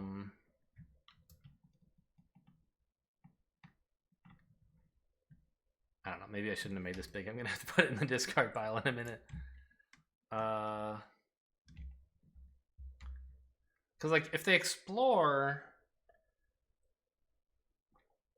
I think you should treat it as being atomic, right? They add the town, and then if there wasn't already a town, they're also adding an explorer at the same time. That seems reasonable.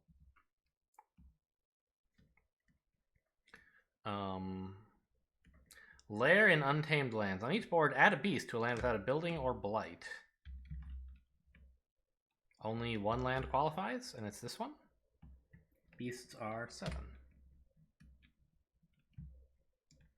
Seek out new grounds. On each board, gather 1 or 2 Dahan into a land without setup symbols. Uh-oh.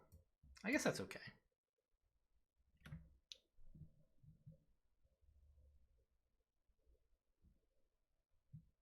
Because I don't want to move these Dahan. These Dahan I don't want to put here, because they would just be slaughtered, but anywhere else would be fine.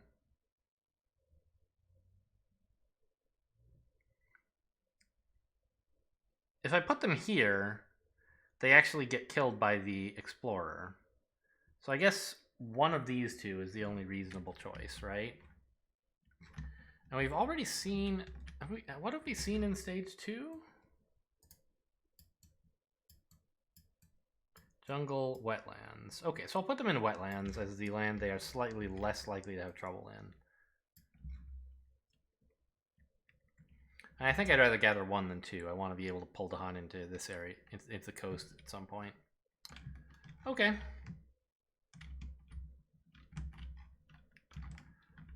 That was events. Fear cards. We're still level 1.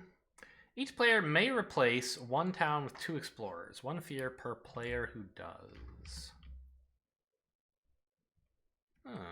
I could do it here, and then they wouldn't build a city. But I'm doing... No, I'm blowing up all the towns anyway, right? Oh, let's do it here. So that they don't get a city, right?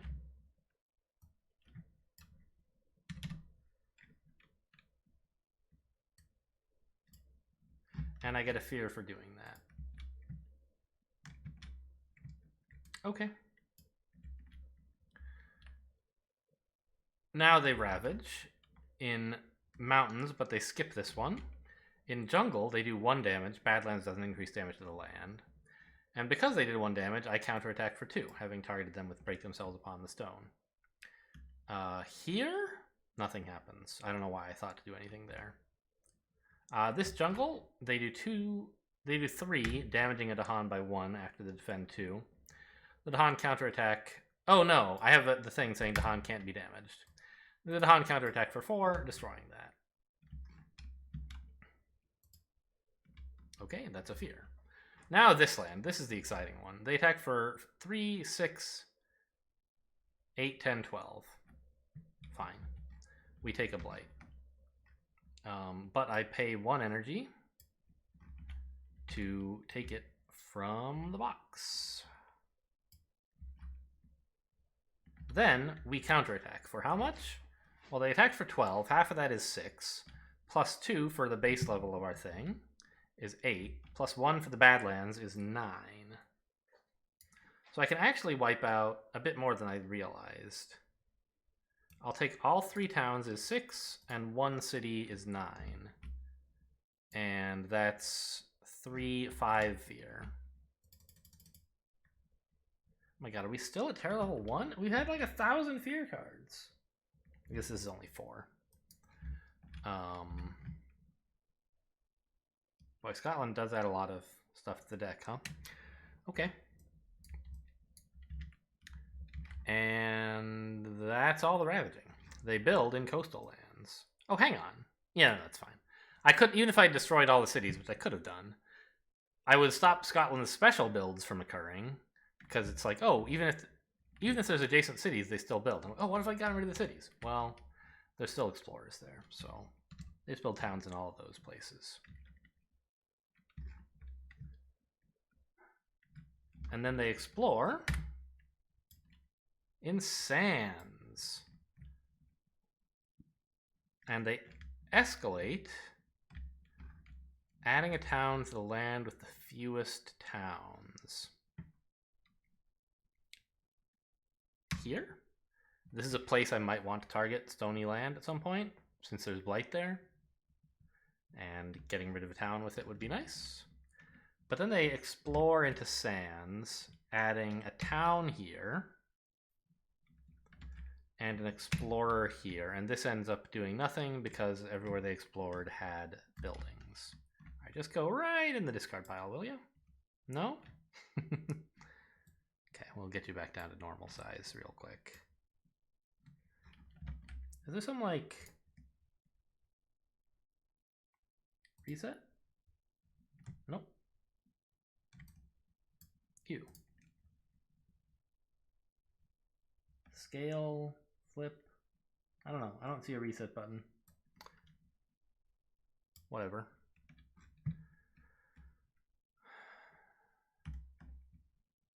Advance invader actions. And it's my slow actions. I was planning to deal with this sands. It looks like I have more to do.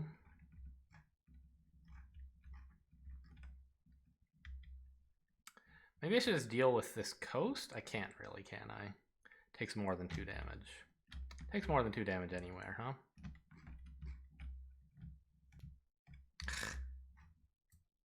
eat this garbage. So it's 2 damage and 1 fear, and only if I do it in wetlands is it even that much, huh? Oh, it's 3 because of the badlands, I guess. I get rid of all this. That's sort of nice. And I get 2 fear. 1 for the town, 1 for the card. And maybe this is going to be a good time to spend my 4 defend everywhere, right? Because that actually takes care of this so that it doesn't blight.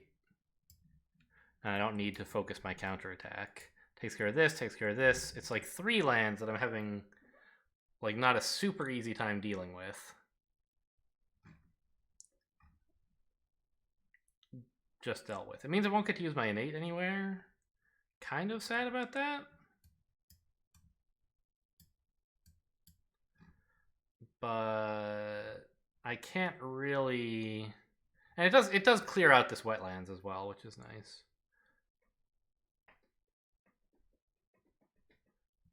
Yeah, I'm not sure I can really afford not to. Like, obviously I wouldn't immediately lose the game, but I don't know that it would really be worth it. It's not like I'm overflowing with energy to spend on those ravages either. Okay, time passes.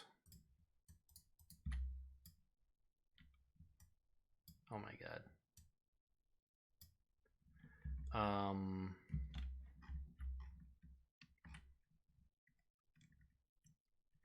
I still have 3 cards in hand.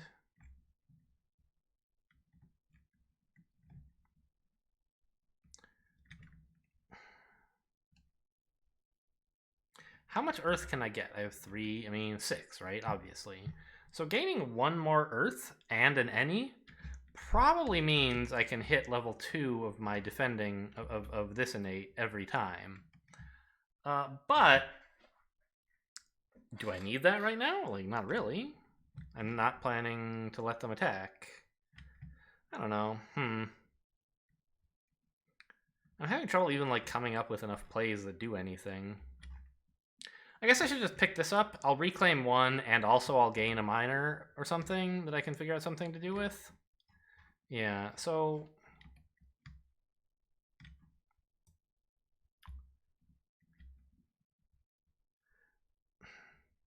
Let's just add a second presence here. Now everything on the board is range 1 from a sacred site, which could help a little. And I think what I want is a minor. I don't like have a ton of energy at the moment. Oh, I have to choose which energy or which growth option I'm taking as well? I think I want the energy, right? But I'll add the presence. No, I have to choose which one, then add the presence, then... Yeah. I can't add this presence until I choose a growth option. They all add presence, but I do still have to pick one first. So I can't use the information on this power card to help me decide which to do. I could gain energy. I'm gaining 6. I'll have 7.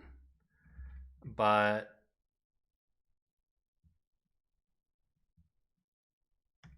I might want a lot of it. I think I'll be okay.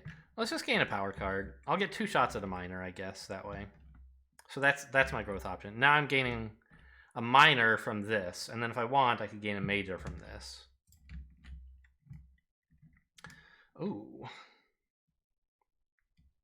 Well, it gives me 2 energy and lets me reclaim, but I actually kind of have enough. I was just saying ooh because of the elements, but I think I'm kind of fine for elements now.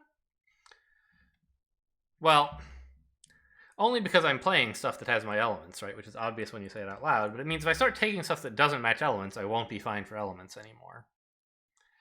Drift down into slumber. Defend 1, or defend 2 if it's jungle or sands. That's kind of nice. Drought.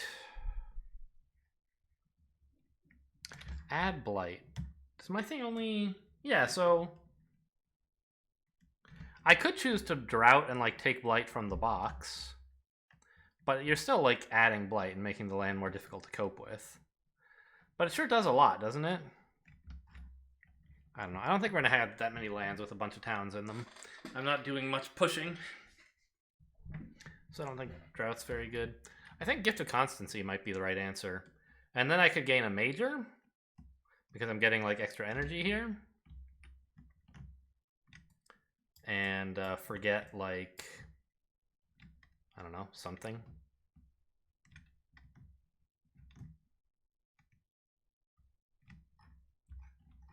Yeah. And then for my gain here, I think I do choose to gain a major. I'm gonna have 7 energy. And I don't need Winds of Rust and Atrophy, so the other 3 cards cost a total of 2. Give me something good. Ooh, Weave Together the Fabric of Place, a new one, and it's got all my elements. Target land and a land adjacent to it become a single land for this turn. It has the terrain and land number of both lands. When this effect expires, divide pieces as you wish. All of them are considered moved. I'm never hitting 4 air, so we don't need to worry about that. But this is a very, very flexible tool. It could do a lot of things. I haven't thought about what I would do with it at the moment. Entwined Power, sucks solo. Sleep and Never Waken. Range 2 from a sands you have presence in, that's anywhere. Well, not this turn, it's not. I can't reach these 2 lands. Doesn't matter, though. 1 fear per 2 explorers this power removes. Remove up to 2 explorers. And then those thresholds were never going to hit, but if we did, we could remove a ton more explorers. So this is, like, not very good, I think. Dream of the Untouched Land. Oh, yeah, this one has such a fun threshold power. But I don't think we're ever hitting it. So it's really just remove up to 3 blight and up to 3 health worth of invaders. The threshold is once per game only. Add a random new island board next to target board. Ignore its setup icons. Add 2 beasts, wilds, badlands, and up to 2 presents anywhere on it. From now on, build cards and each board or each land adversary actions skip 1 board. So you kind of just make more space for the invaders to go to. But they don't explore more like they would in a 2-player game. So you can like, if this board's a problem, you can say, oh, don't do anything over here, do it there instead. So very, very powerful. But I'm not hitting those thresholds. So you see remove up to 3 blight, which is cool and all, but not really worth 6. Whereas this, I'm very happy to take. I don't know what I'm going to do with it, but it should be fun. And I have to forget something.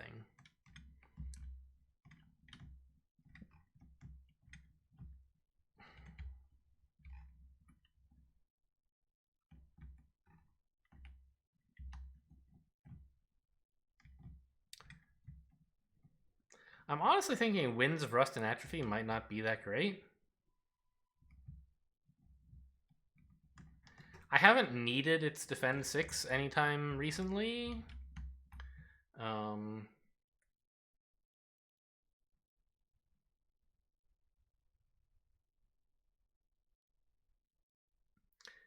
And I seem to be doing okay in terms of them, like, growing too much.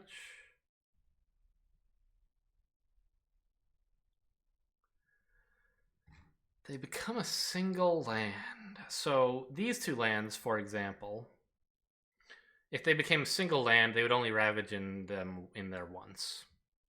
But if you made like 2 places they were going to build adjacent, they would only build once. Maybe more importantly, you could, you know, if they were going to ravage somewhere and then build somewhere else, you could make those 2 lands the same and have them be killed in the ravage phase so that they don't build. Something like that. Anyway, what am I getting rid of? Like, this isn't great, but it costs 0.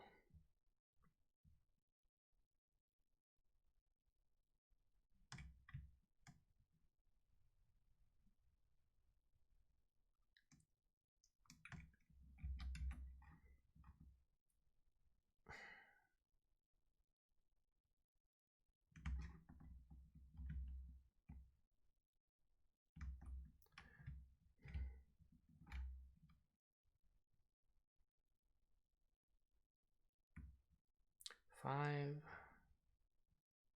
I mean, I was planning to just defend.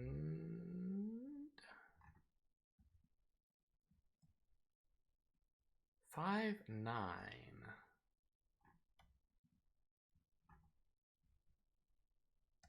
I mean, I could make these two lands the same, I guess.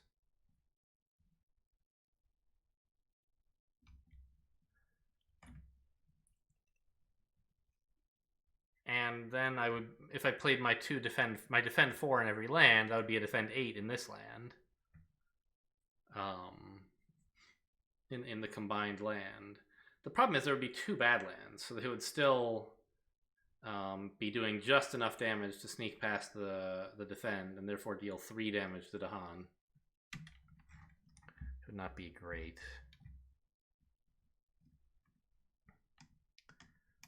4 air. I mean, that's never gonna happen, right? Yeah.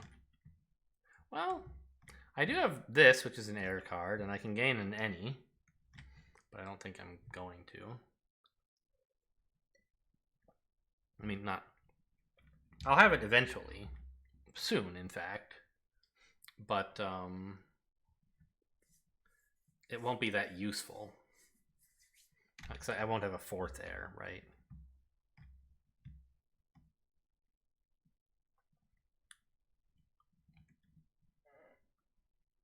So what do I remove? What do I forget? Paul Beneath the Hungry Earth is like, it doesn't do that much, but it only costs 1. It's like I'm always happy to play it. I think.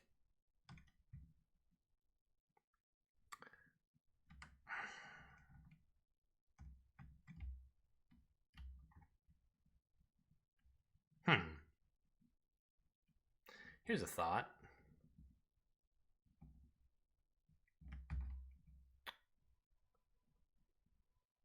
Oh, if I make these two lands the same, then when they blight, it'll cascade. So I don't really like that so much. But what if I make them the same and then Indomitable Claim in that land?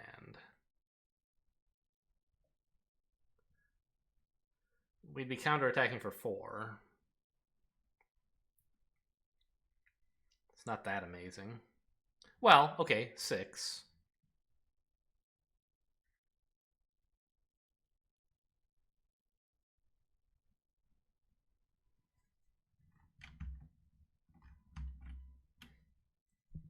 That's a way for Indomitable Claim to deal with 2 lands, which is kind of cool.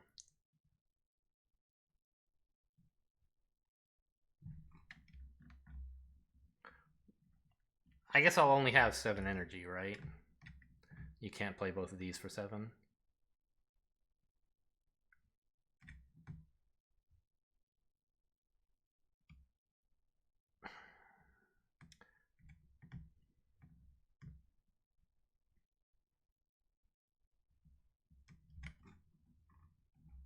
I think the card that I'm reclaiming is Gift of Solidity to block in here, right? Or Stubborn Solidity, rather.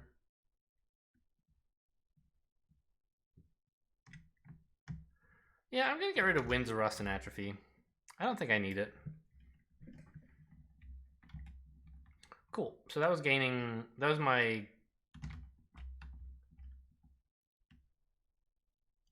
growth was this one. I forget where I put my presence, but it doesn't super matter.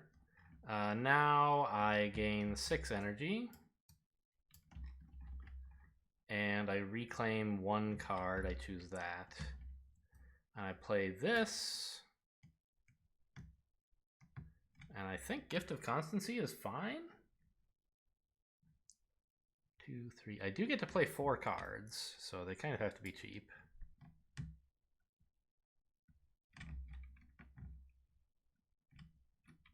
I can play any 2. I think this just doesn't do that much right now. Right?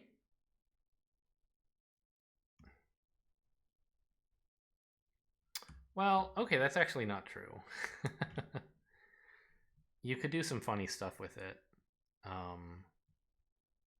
For example, make this sands be... Well, it wouldn't be a good idea now. But you could make this sands, I guess, be adjacent to... be combined with...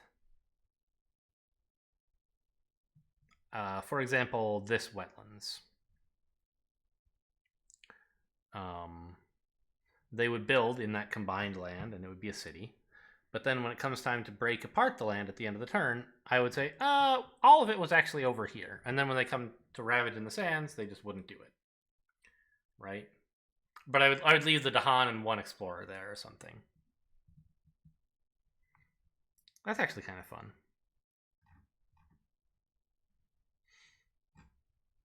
I don't know if it's really worth 4 energy. I could just do 2 damage the boring way. But like they're about to build a city, right? That's the bigger problem. So I think that should be fine and fun. So let's do that. And I do want to have an energy left. Well,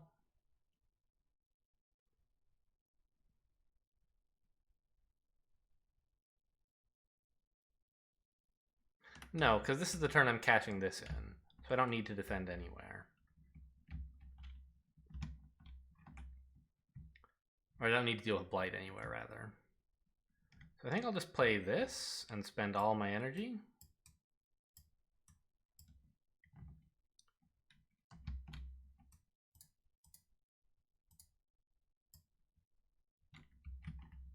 Yeah.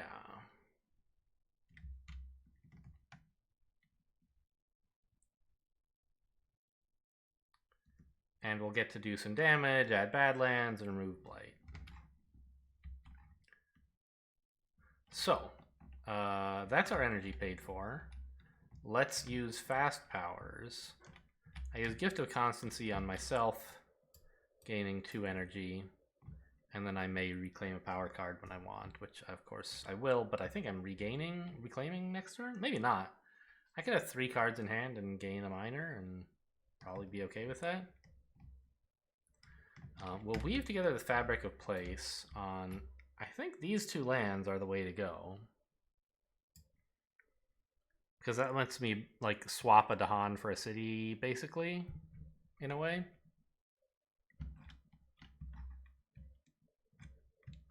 And Stubborn Solidity... Oh, doesn't do anything. I see.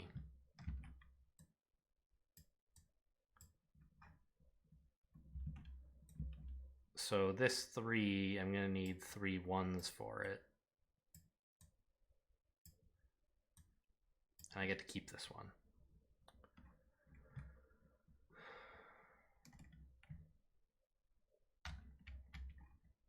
I have more earth than I need, sadly. Not sad. It means I can start taking non-earth cards, I guess.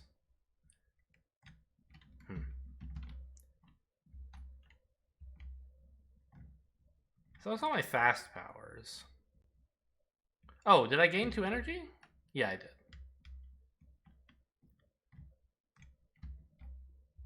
And then I tap that to defend 4 on each of these lands.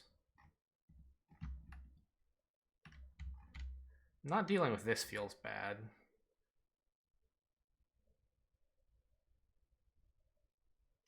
Should I have done something about that?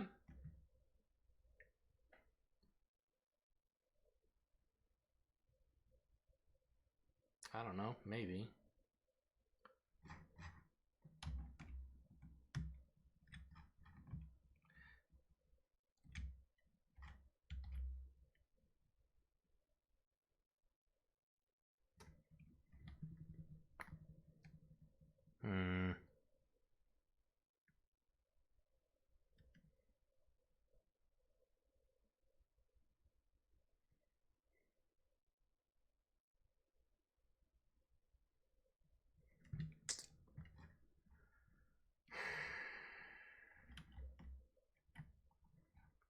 I'm a little annoyed with how that's going.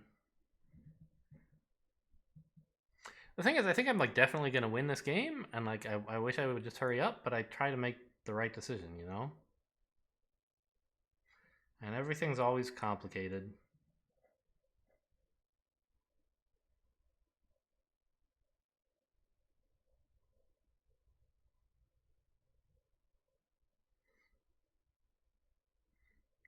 Yeah.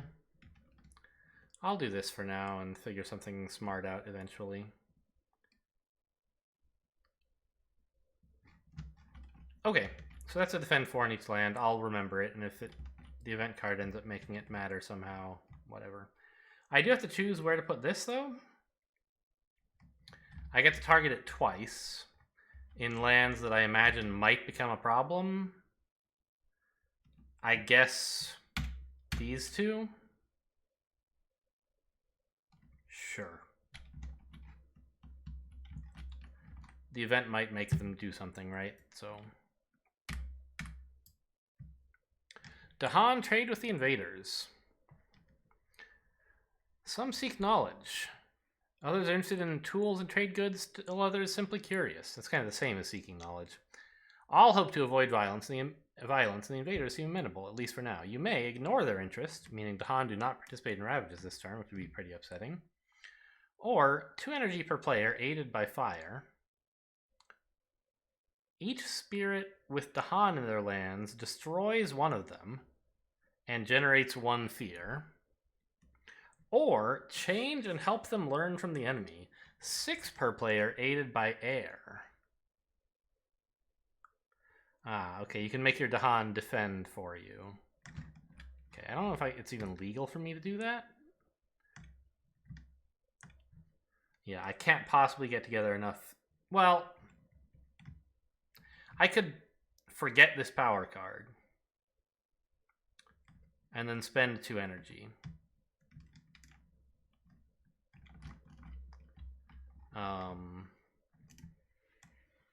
They still don't participate in ravages this turn.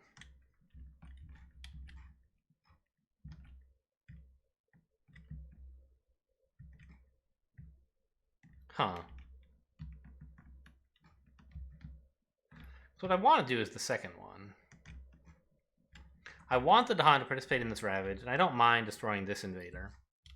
So I have 1 fire already. I'll pay 1 more energy to get my second fire. Each spirit with Dahan in their lands destroys one of them. That's you, sorry, buddy. And generates 1 fear. That really helps because it ups my terror level, right? And I'm going to resolve 3 fear cards, just got better. What happens next? On each board, push a disease. Yeah, forget it. I don't have any of those. Fear card time. Each player removes an explorer or a town from an inland land. Oh, I like that. Get out of here. Well, wait a minute. I did just make that the same as this? Does that matter? I think it's nice that they don't get to build a city. Okay. Defend 6 in all coastal lands. Ugh. Actually, hang on. When do I have to resolve this? Decided during the spirit phase. Okay. So yeah, I can't take it back. Invaders do not build cities in coastal lands this turn. Okay. I mean, they were going to, so that's nice. Let's leave that out. Each player adds 2 strife in a single land not matching a ravage card.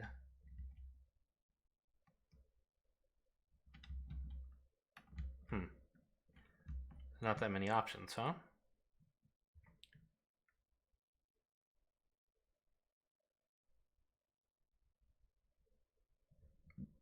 Okay, strife is what, 6? Here and here. This is a single land, after all. It looks like 2 at the moment, but actually they're the same land.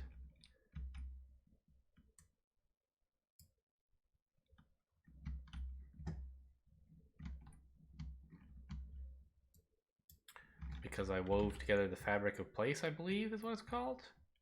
Yeah. Alright, invader phase. They ravage in the coasts, but we're defending for 10. So that doesn't do too much. The Dahan counterattack, destroying this stuff with 1 extra damage because of the Badlands. And nothing happens in the rest of the coast. They build in the Sands, which is a town. I'm sorry, a city here.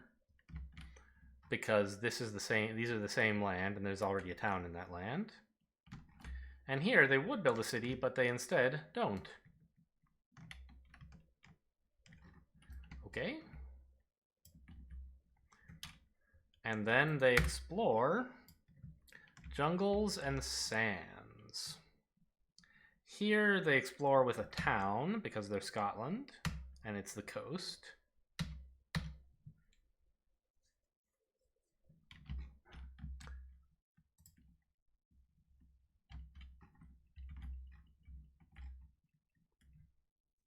All right, I mean, the sands are obviously getting to be a bit of an issue.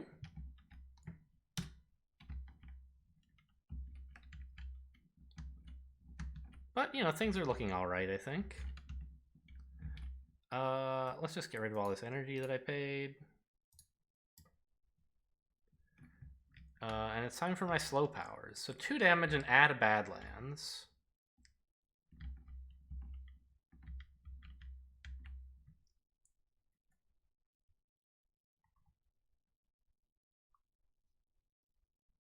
And then what else do I get?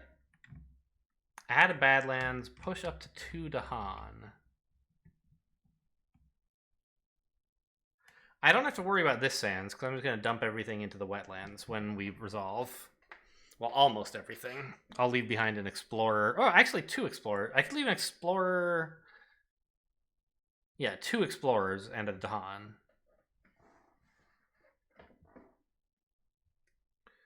So I need to add a Badlands, and also do 2 damage and add a Badlands.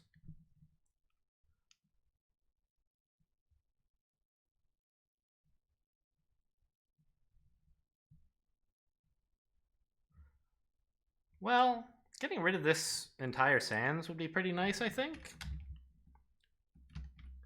They're gonna still build there because there's an adjacent city. And it's the coast? Or is it all lands or just coasts? During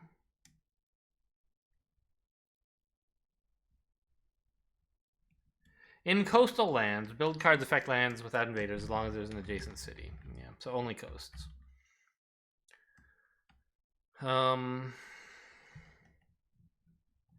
Having 3 Badlands here feels a little bit like overkill, but I guess I can always just make it become adjacent to a different land, or share those Badlands with somewhere else by weaving them together, which is kind of funny. Okay, sure.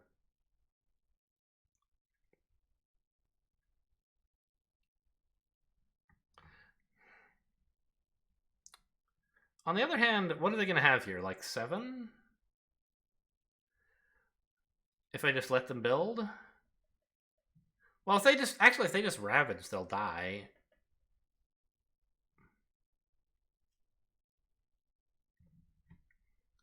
So maybe that's fine.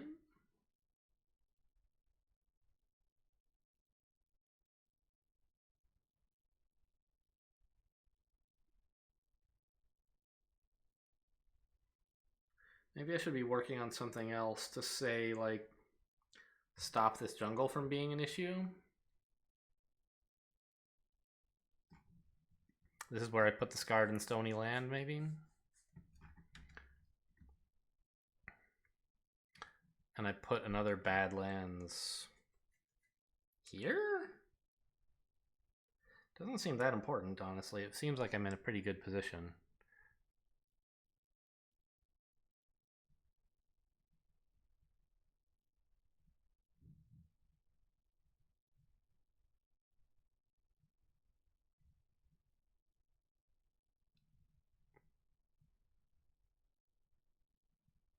But so if they had 7, right? But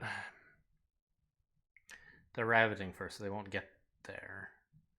Those ravage, and I'll blow them up, and then they'll rebuild a town, I guess that's fine. So I don't need a Badlands here.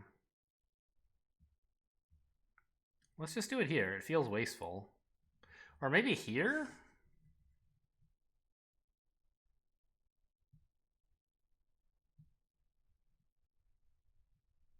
No, I want this land taken care of.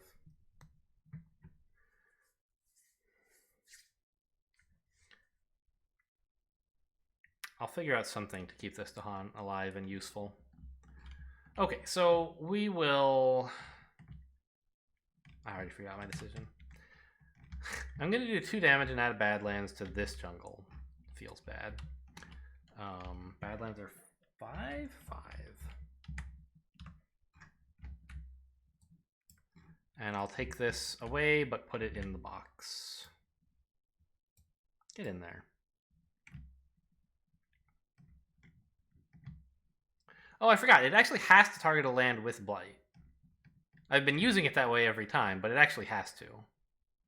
I don't think I ever targeted it wrong. Maybe once.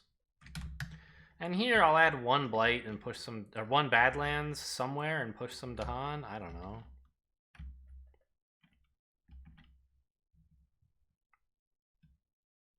Here? Sure. Does that help somehow with the Dahan plan? Like, not really, I guess. Okay, I'm done with slow powers. So now I have to unweave these 2 lands. I choose to do so by saying, actually, the city was built over here. These 2 guys stuck around, but the Dahan was here. And I think so was the Blight? Seems fair. Where was my presence? I'm not sure it matters that much.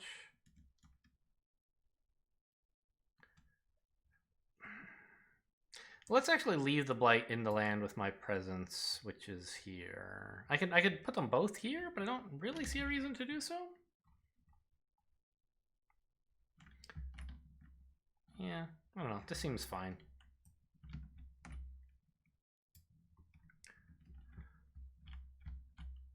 Time passes. Hey, get off that. Oh, I forgot. I have Gift of Constancy to go off. What? Where's my... oh, there it is. So I get to reclaim 1 card instead of discarding it. Honestly, I think Gift of Constancy itself is a pretty good keep. Just because it is giving me more energy.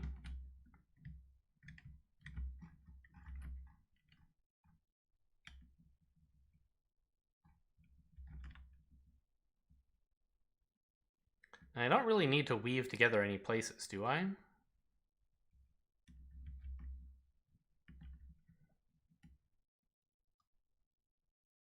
I don't think so.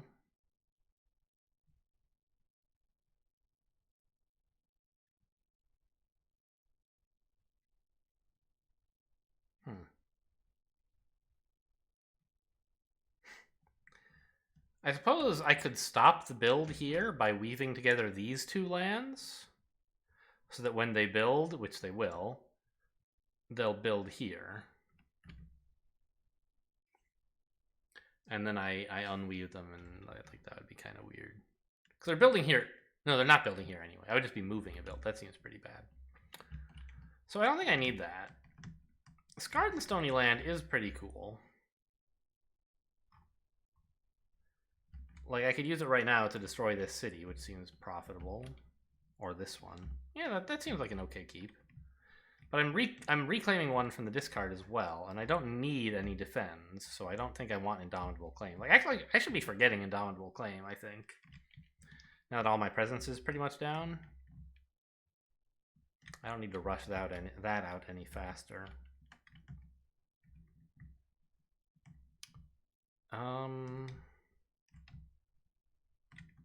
Yeah, I'll say Gift of Constancy as the one that I keep in hand. And then I'll reclaim this during the reclaim part of growth, of the spirit phase. Alright, I have to choose a growth option, I think. energy. I mean, I am out to 4 cards. I could gain a power card. I have 2. I'll be gaining 6 more. Yeah. Yeah, let's gain a power card. Let's gain a major to replace Indomitable Claim. What is this? Forest of Living Obsidian. Has sun, earth, and plant. Add Badlands. Push all Dahan. 1 damage to each invader. If the land is, if the origin land, which usually will be the same, but in principle, if you had a range increase, it could be different. Is your sacred site plus 1 damage to each invader?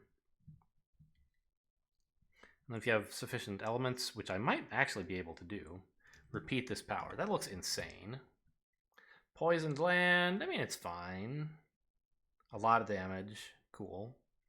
The land thrashes in Furious Plain. We're keeping the blight under control.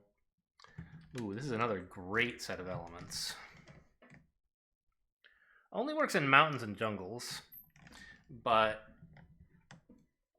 if I play this together with Weave Together the Fabric of Place, I could make anything a mountain or a jungle, so that's a thought. It does a lot of damage. I could get up to 2 plant, I assume, with my any element. So it's a lot of damage, a lot of defend, and adds Badlands as well.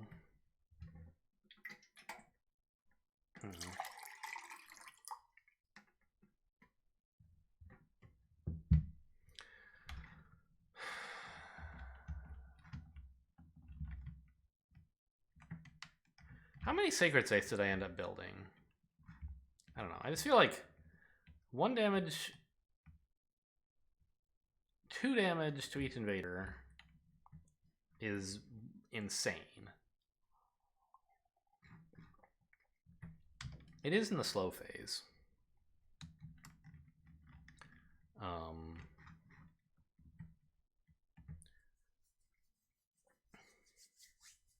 But it also gets to double dip on Badlands. Or no, it's all a single actions. You only apply the Badlands once. But I have a lot of Sacred Sites, and I can move them around if I want, without too much trouble. I think I want something that can deal with any land, and can deal damage more flexibly. Yeah, let's take Forest of Living Obsidian. And forget Indomitable Claim.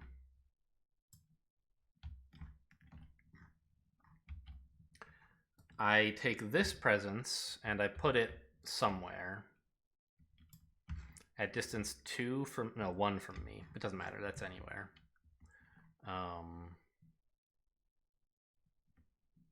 Not even really clear on where I need it, but I should be adding another Sacred Site. That much is clear. On the coast. Let's have more coastal Sacred Sites. Sure. And I get another Earth and an any, which I'll just put it here and lock it so that I remember it, I guess, and then I'll take the appropriate element each turn. And I get to reclaim 1 here. I'm playing Gift of Constancy. Oh, you know what? Since I'm planning to play Stubborn Solidity, I could bring in more stuff. Yeah. Because they're only going to attack for 1. So instead of...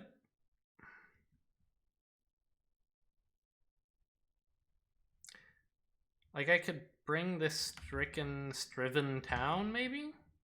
When I split this land apart? I could do that.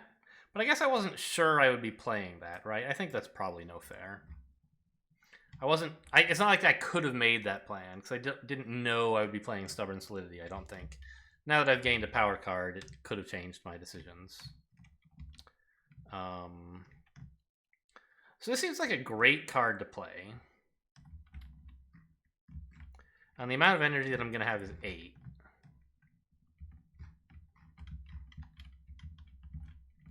Stubborn Solidity doesn't do anything. So I should play Forest of Living Obsidian.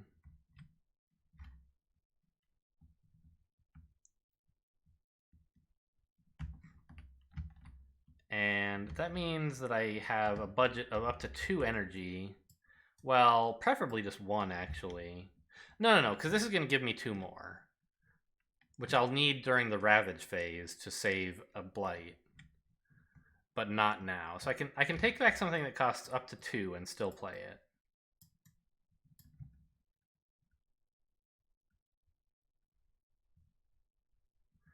Pull Beneath the Hungry Earth is actually pretty perfect right now. Because they're about to build another town here. Yeah, I'll take it.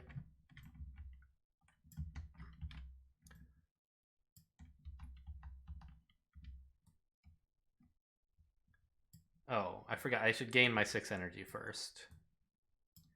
There we go. And then I pay 5.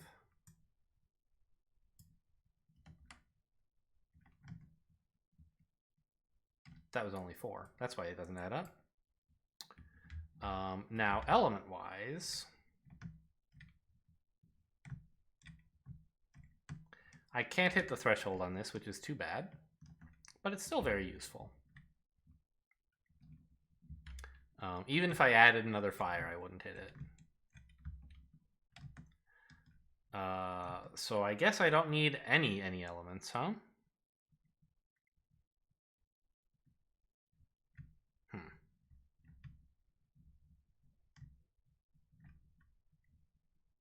I could play this as well, but it doesn't help.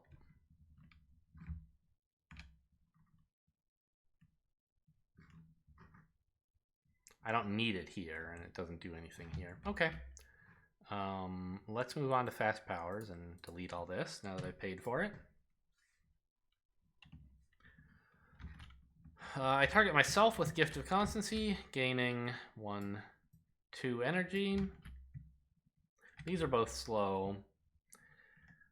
And I target this land, and I guess this land, the only 2 sands. Oh. No, I think this is fine. Trying to come up with some way that would make sense to do something different, but not with the Dahan there, I don't think. I target that with let them break themselves upon this against the stone. And we move on. Blight? No. Oops, should have moved that. Events? We're still healthy. Civic engagement. Remove 1 strife. Okay. If you can't, but I can. And the one I choose is this one. Then, casualties of Fang and Sting. Destroy an explorer or a town in a land with beasts. Oh, that's nice, I guess. Doesn't actually matter. I was going to be able to destroy that anyway. On each board, push 3 Dahan from lands with disease. I don't have any. Okay. No fear cards, I guess. They Ravage and Sands. So here, they attack for a total of 1. Dahan counterattack for 2. So that's that handled. Whoa! I accidentally picked up... That was a town, right? Not a city? I meant to pick up this. It somehow grabbed the town. I think it was a town.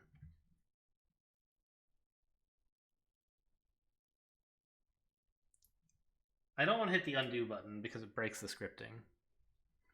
I think this was a town.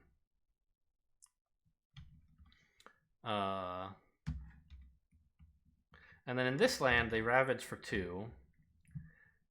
And that does give us a Blight, but I choose to take it from the box. Oh, just throw this away. This is what goes there. And we counterattack for 3, and that destroys the town. They build now in sands and jungles, so that's here because it's adjacent to a city, but not here or here, and here. They explore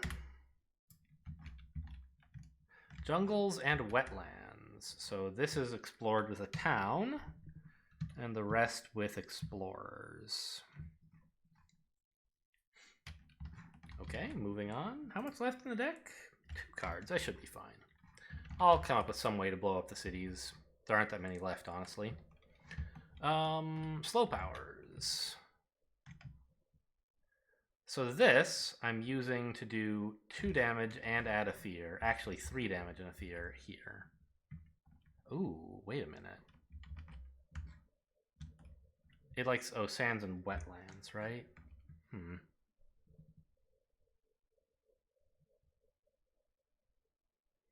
I could do a total of 3 damage, but there's no place that that's especially good. Let's just get rid of this before something bad happens. And I get 2 fear, 1 for the town, 1 for playing the card. And then this one. Range 0, add a Badlands. 1 damage to each invader twice. Seems pretty good right here, no? Because the Badlands lets me do 1 extra damage. So we're doing 2 damage to each invader plus 1. And that kills everything. For 3 more fear.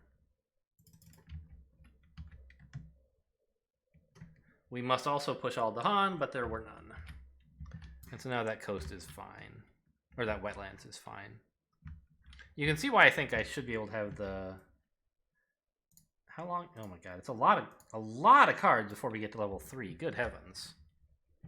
Maybe I'm not going to be fine. I need to up my fear promotion generation. Stop getting things under control. Start blowing stuff up.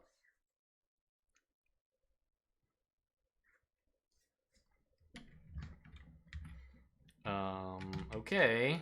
Now suddenly a little bit afraid. The fear cards are they're very the Scott are a hardy people, huh? Time passes. And I'm reclaiming a card. Forest of Living Obsidian seems quite good. But I don't see where I could play it that would be especially good coming up. There's not going to be any very built up lands.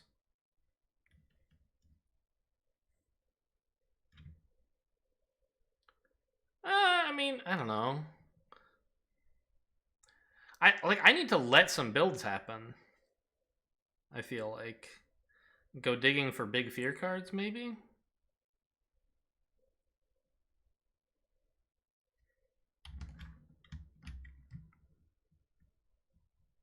Pull Beneath the Hungry Earth is maybe actually hurting me by not giving me enough stuff to destroy.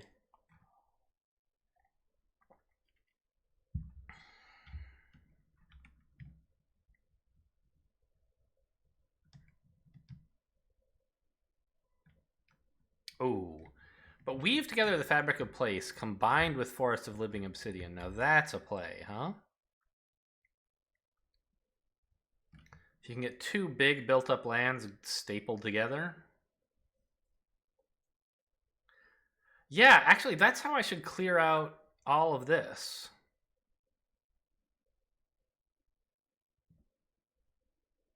Just get the inland totally wiped out, and then I can work, instead of on fear, on just destroying all buildings. Can I afford to do that next turn? 3. Yeah. Alright, so this is the card I choose to reclaim. These all go into the discard. Okay, clearly it is not related to the Time Passes button being on. Would you guys just chill out? Thank you.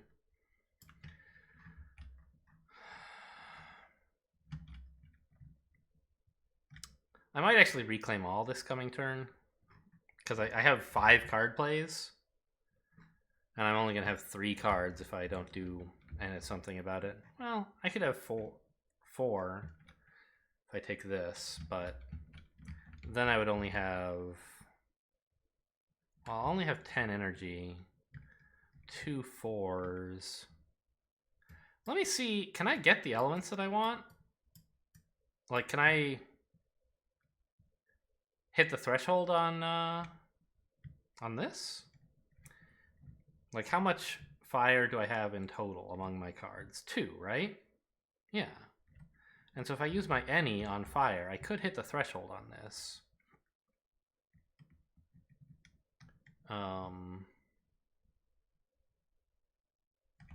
And obviously getting enough earth is easy, and enough sun is also easy.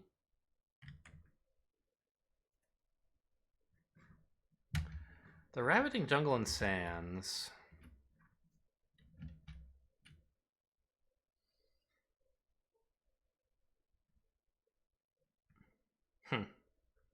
Weaving these two lands together is actually kind of bad, because it means more blight is getting added. It'll cascade.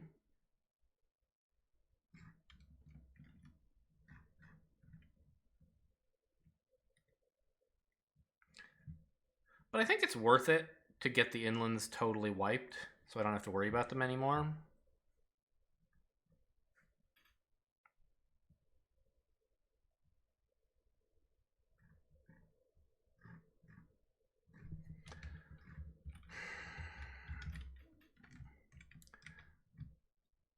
So I think I should reclaim all.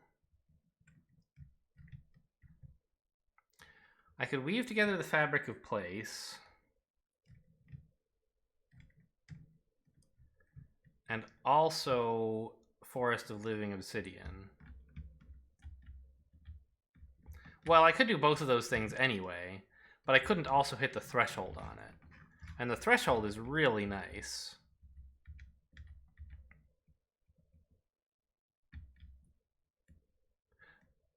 Oh, are there... Okay, the Badlands goes in before the damage. So that means that the city they build, I will actually get to destroy. Yeah, I think that's worth it. So if I play a Forest of Living Obsidian there, I can also play it here, say.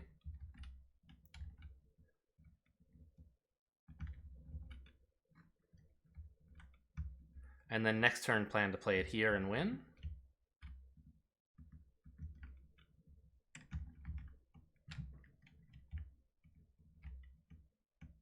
Sure.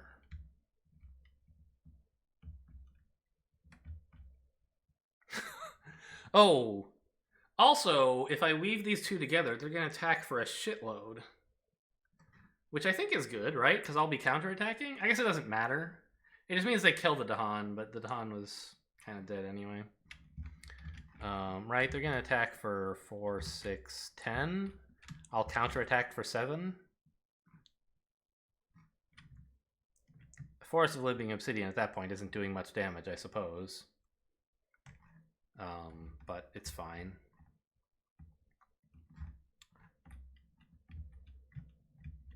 So if I reclaim just this and not my whole hand, then I can't hit the threshold, and I really want to. Okay, so I'll reclaim all as my growth option. Take 2 extra earth that I totally don't need at all.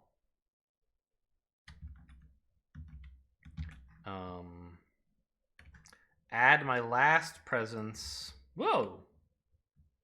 I unlocked this somehow. Oh man, it's gonna be way out of place. I don't know where the snap points are gonna be all messed up. Actually, they look fine. Just pick these guys up, I guess.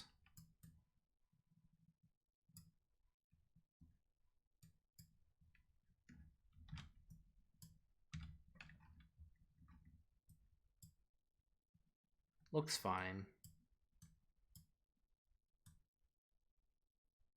Yeah, okay. So this was where my last presence was. Where did I put all this? Come back here. Did I not have this element? No, there's another one hidden somewhere. Because I only have 3, 5, and it's giving me a 6th. It doesn't matter. I have infinite earth forever, right? Let's just not worry about it. I think I did actually forget to add the earth, though. Oh! Don't select all that. All right, you guys are all supposed to stay still. fine. So I had my last presence.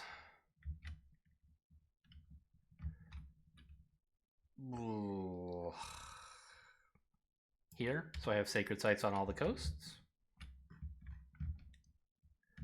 And that was my growth. Now I gain 6 energy, and I'm at 10. And I play Weave Together the Fabric of Place, Forest of Living Obsidian. I only have 2 more energy left. I really need whatever card it is I have with fire. This one, Jagged Stuff. Jagged Shards Push from the Earth. And then I need 2 other cards for a total cost of, at most, 2. Let's take this one, which generates some fear and does something sort of useful, and Gifted Constancy, which gives me some energy. And for my any element, I take fire. I'm hitting that threshold now. And that's the only threshold that matters. Yep, I'm hitting everything else as well. Okay, cool. So I'll pay 5. Oh. Wait, 9?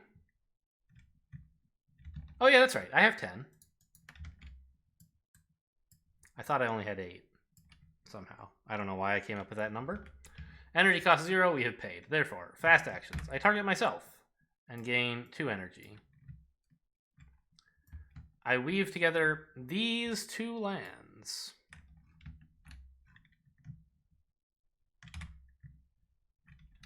And I get to target Break Themselves Upon the Stone twice. Whoops. Ah! I target here and here.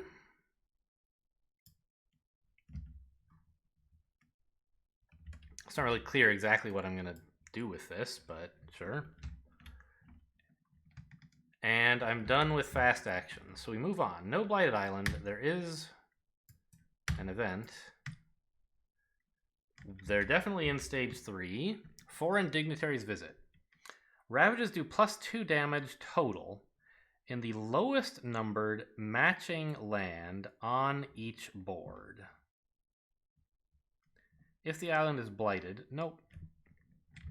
So what's the lowest numbered matching land on each board? Lowest numbered jungle or sands is this one. So the Ravage does 1 extra damage. That's good for me, not bad. And each land with beasts, 1 damage per beast. That's 1 here and here. Okay. I'm not going to be able to do anything about that, I don't think. Add 1 Dahan to a land with 2 or more Dahan. Well, that must be this one. Cool. Good event. Fear cards. I have 2. We're in Terror level 2. Buildings each deal 1 less damage during Ravage? That's awful. Invaders do not heal damage at the end of this turn is fine. Oh man, that's so bad. I think I actually have enough damage though, right? Because I was planning to use Forest of Living Oblivion here to just wipe it out anyway, so I don't need the extra damage. But it means this stays damage, which is nice, I guess. Okay, let's leave this out as a reminder. Defend 2 in all lands with presence. Each spirit gains 1 energy per sacred site they have in land with invaders. That's amazing. So we're defending 2 here. Actually 4, because these 2 lands are the same. Okay, sure.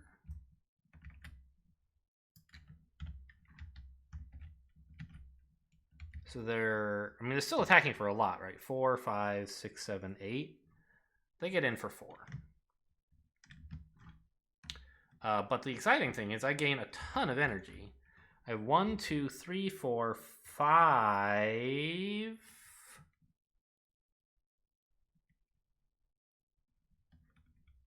What is? How does this read? Become a single land. I must only be defending 2, because this isn't 2 lands. I don't get to defend twice in any single land. It's only 1 land.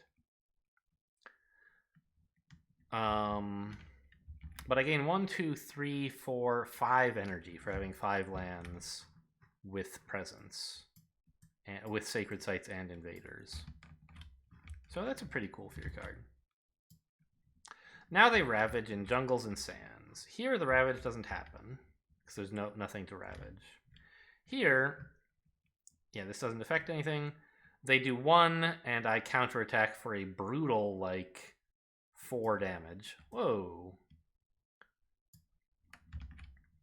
Here they do nothing, and in this gigantic land, they attack for 1, not 2, 3, 4, 5, 6, 7, 8, 9. Which, you know, ouch. And they're adding Blight, but I choose to take it from the box for 1 energy.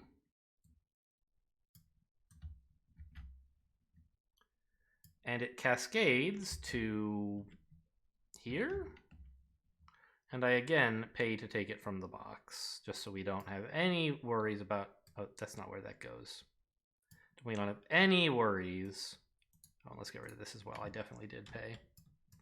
Any worries about the Blight card surprising us?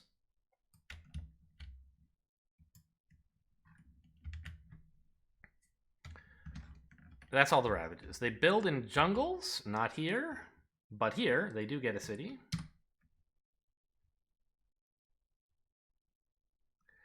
And then in the wetlands, which is here.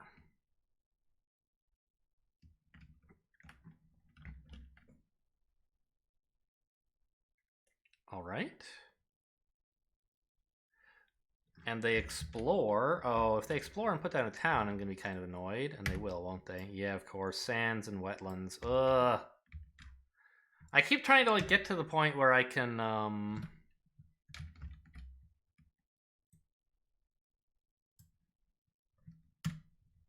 like, wipe out all the towns. And I thought I was going to get there next turn by wiping all this out at once. But then I realized, no, they're going to build this. Maybe I can still do it. We'll see.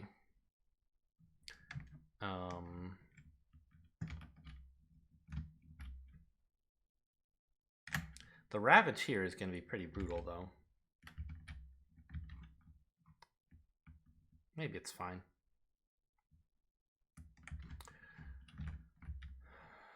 That's the invader actions. Slow actions. Now is the fun part. Oh, that's right. I can just wipe this out, yeah?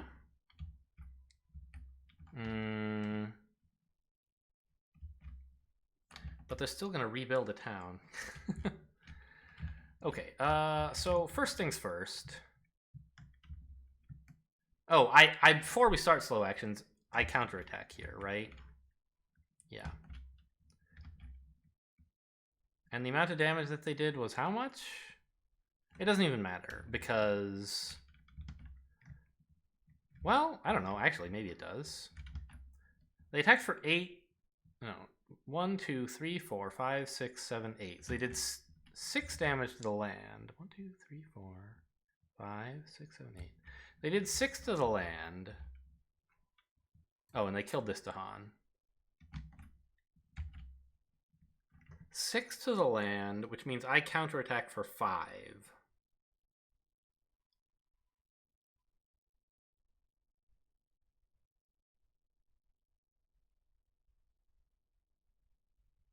I still need to... Okay. So I guess my counterattack technically kills 5 explorers, not that it matters. I want to leave the buildings in because they're all dying anyway.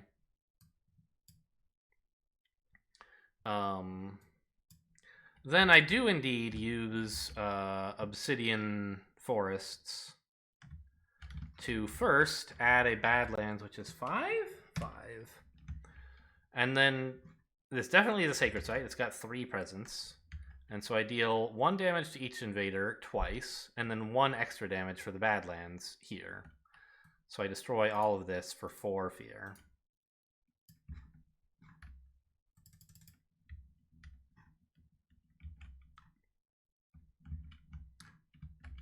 That's Forest of Living Obsidian resolved. Jagged shards push from the earth.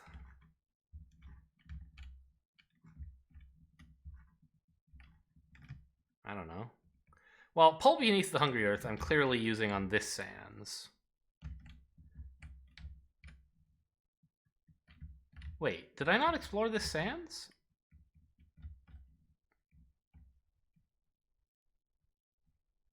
I put an explorer here instead.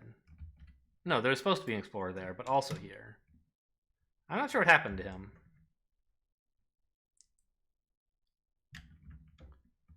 This is turning into a marathon, even though I did know how to play this spirit well. That's too bad. Anyway, we'll play this, doing plenty of damage here and gaining 2 total fear.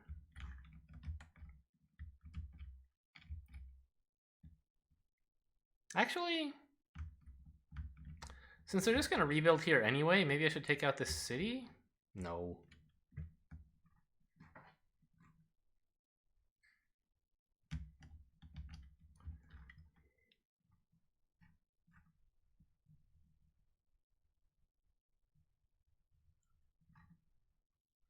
I notice we are starting to blight. How many more fear cards until I get to level 3? 2. Okay, I should be able to get that easily, right? So I don't need to worry about this town. 2, 3, 4, 5, 6, 7, 8, 9, 10 fear coming up. Yeah, okay. Cool. So let's just add a Badlands to here. I don't know. Sure. And that's all my powers. I would hit time passes, but we don't want enemies to heal, so this is staying down and nothing else needs to happen during time passes.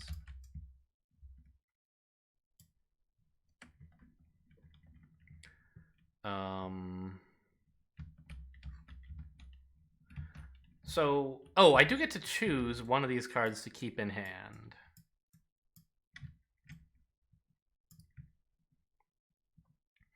But I kind of...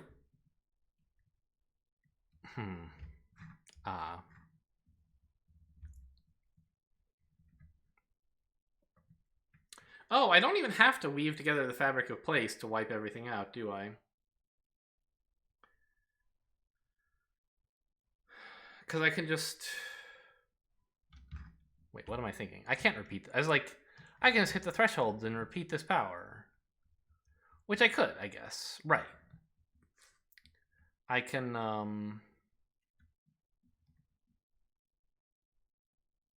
I can just reclaim all and play this together with my other fire card. Oh, this needs to happen during time passes, I guess. We lose that element.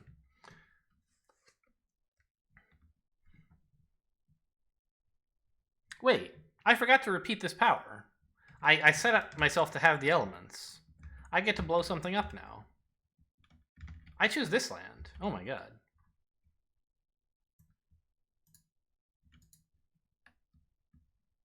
Yeah, because it only takes 1 use of the power to wipe out a land.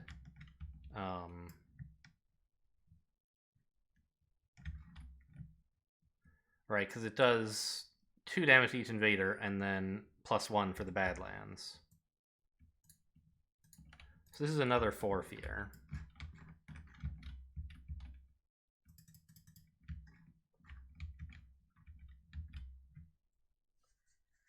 And now this land is fine.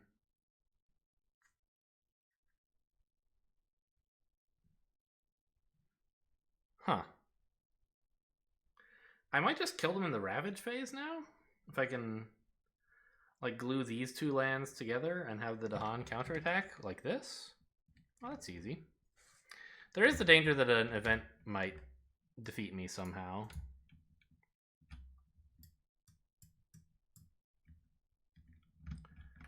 I currently have, like, somehow 5 energy? 6 energy?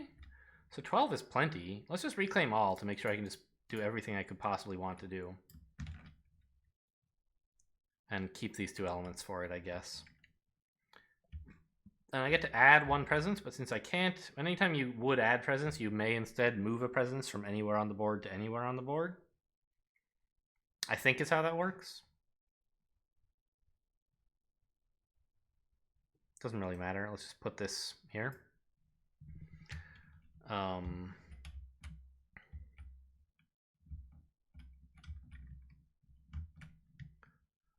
So I want to play this. And I think Pull Beneath the Hungry Earth is fine. This just because it has fire, right? Clearly Forest of Living Obsidian. Oh, let's give myself the 6 energy. So I have 12 total to work with. That's plenty. I'll weave together the Fabric of Place just in case something bad happens during the event deck. And let's defend as well as the other thing we're doing. So I need to pay 10. Now it says 0. Great. And the event, I'm going to take fire, but I don't have to decide now. Fast actions. I weave together these 2 lands.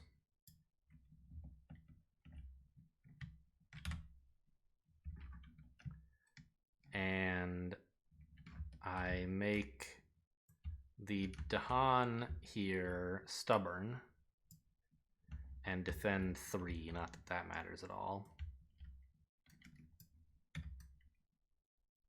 I'll just put it there. Oh, I forgot. Should I have been adding Blight to the ocean? Oh my god. I completely forgot their stage 5 thing this whole game. How many times should I have added Blight to the ocean? Okay, apparently I was playing Scotland 4. Sorry. We should have added Blight to the ocean several times this game, something like 3. And I could have kept it under control maybe, but I was not aware of it at all. Okay, so we only played Scotland 4.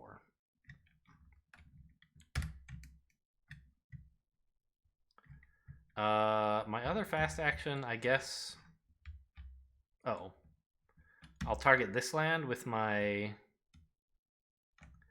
These 2 lands with my innate, I suppose?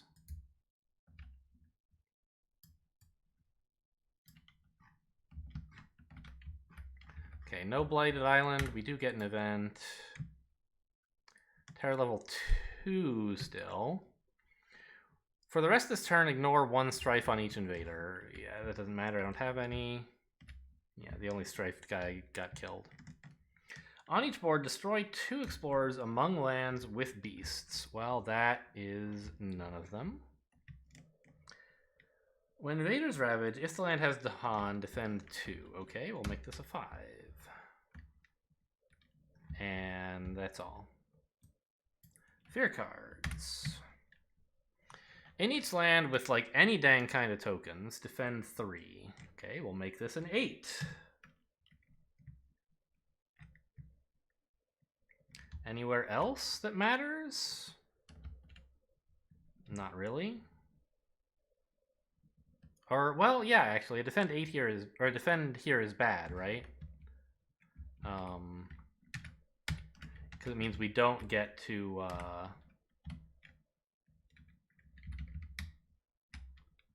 we don't get to do damage back to them because they didn't damage the land. Oh well.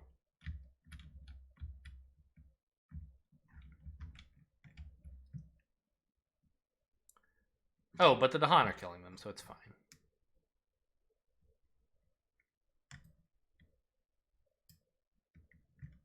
Lastly, each player may replace 1 town with an explorer in a coastal land. Okay, sure. So none of the events or anything like killed me, and so they're gonna die in the ravage phase. So they ravage in wetlands, and they deal 4 damage here, but we defend 8. The Dahan counterattack for 6. This all dies. We get 2 fear, but more importantly, they're out of not just cities, but buildings. Great. So we win. We won against Scotland 4, not 5, sadly. Because I completely forgot there was a special ravage at all.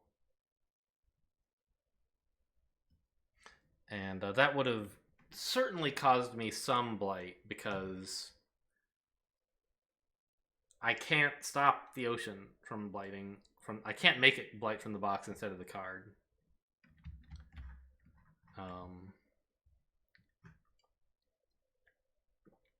So Scotland was an interesting opponent.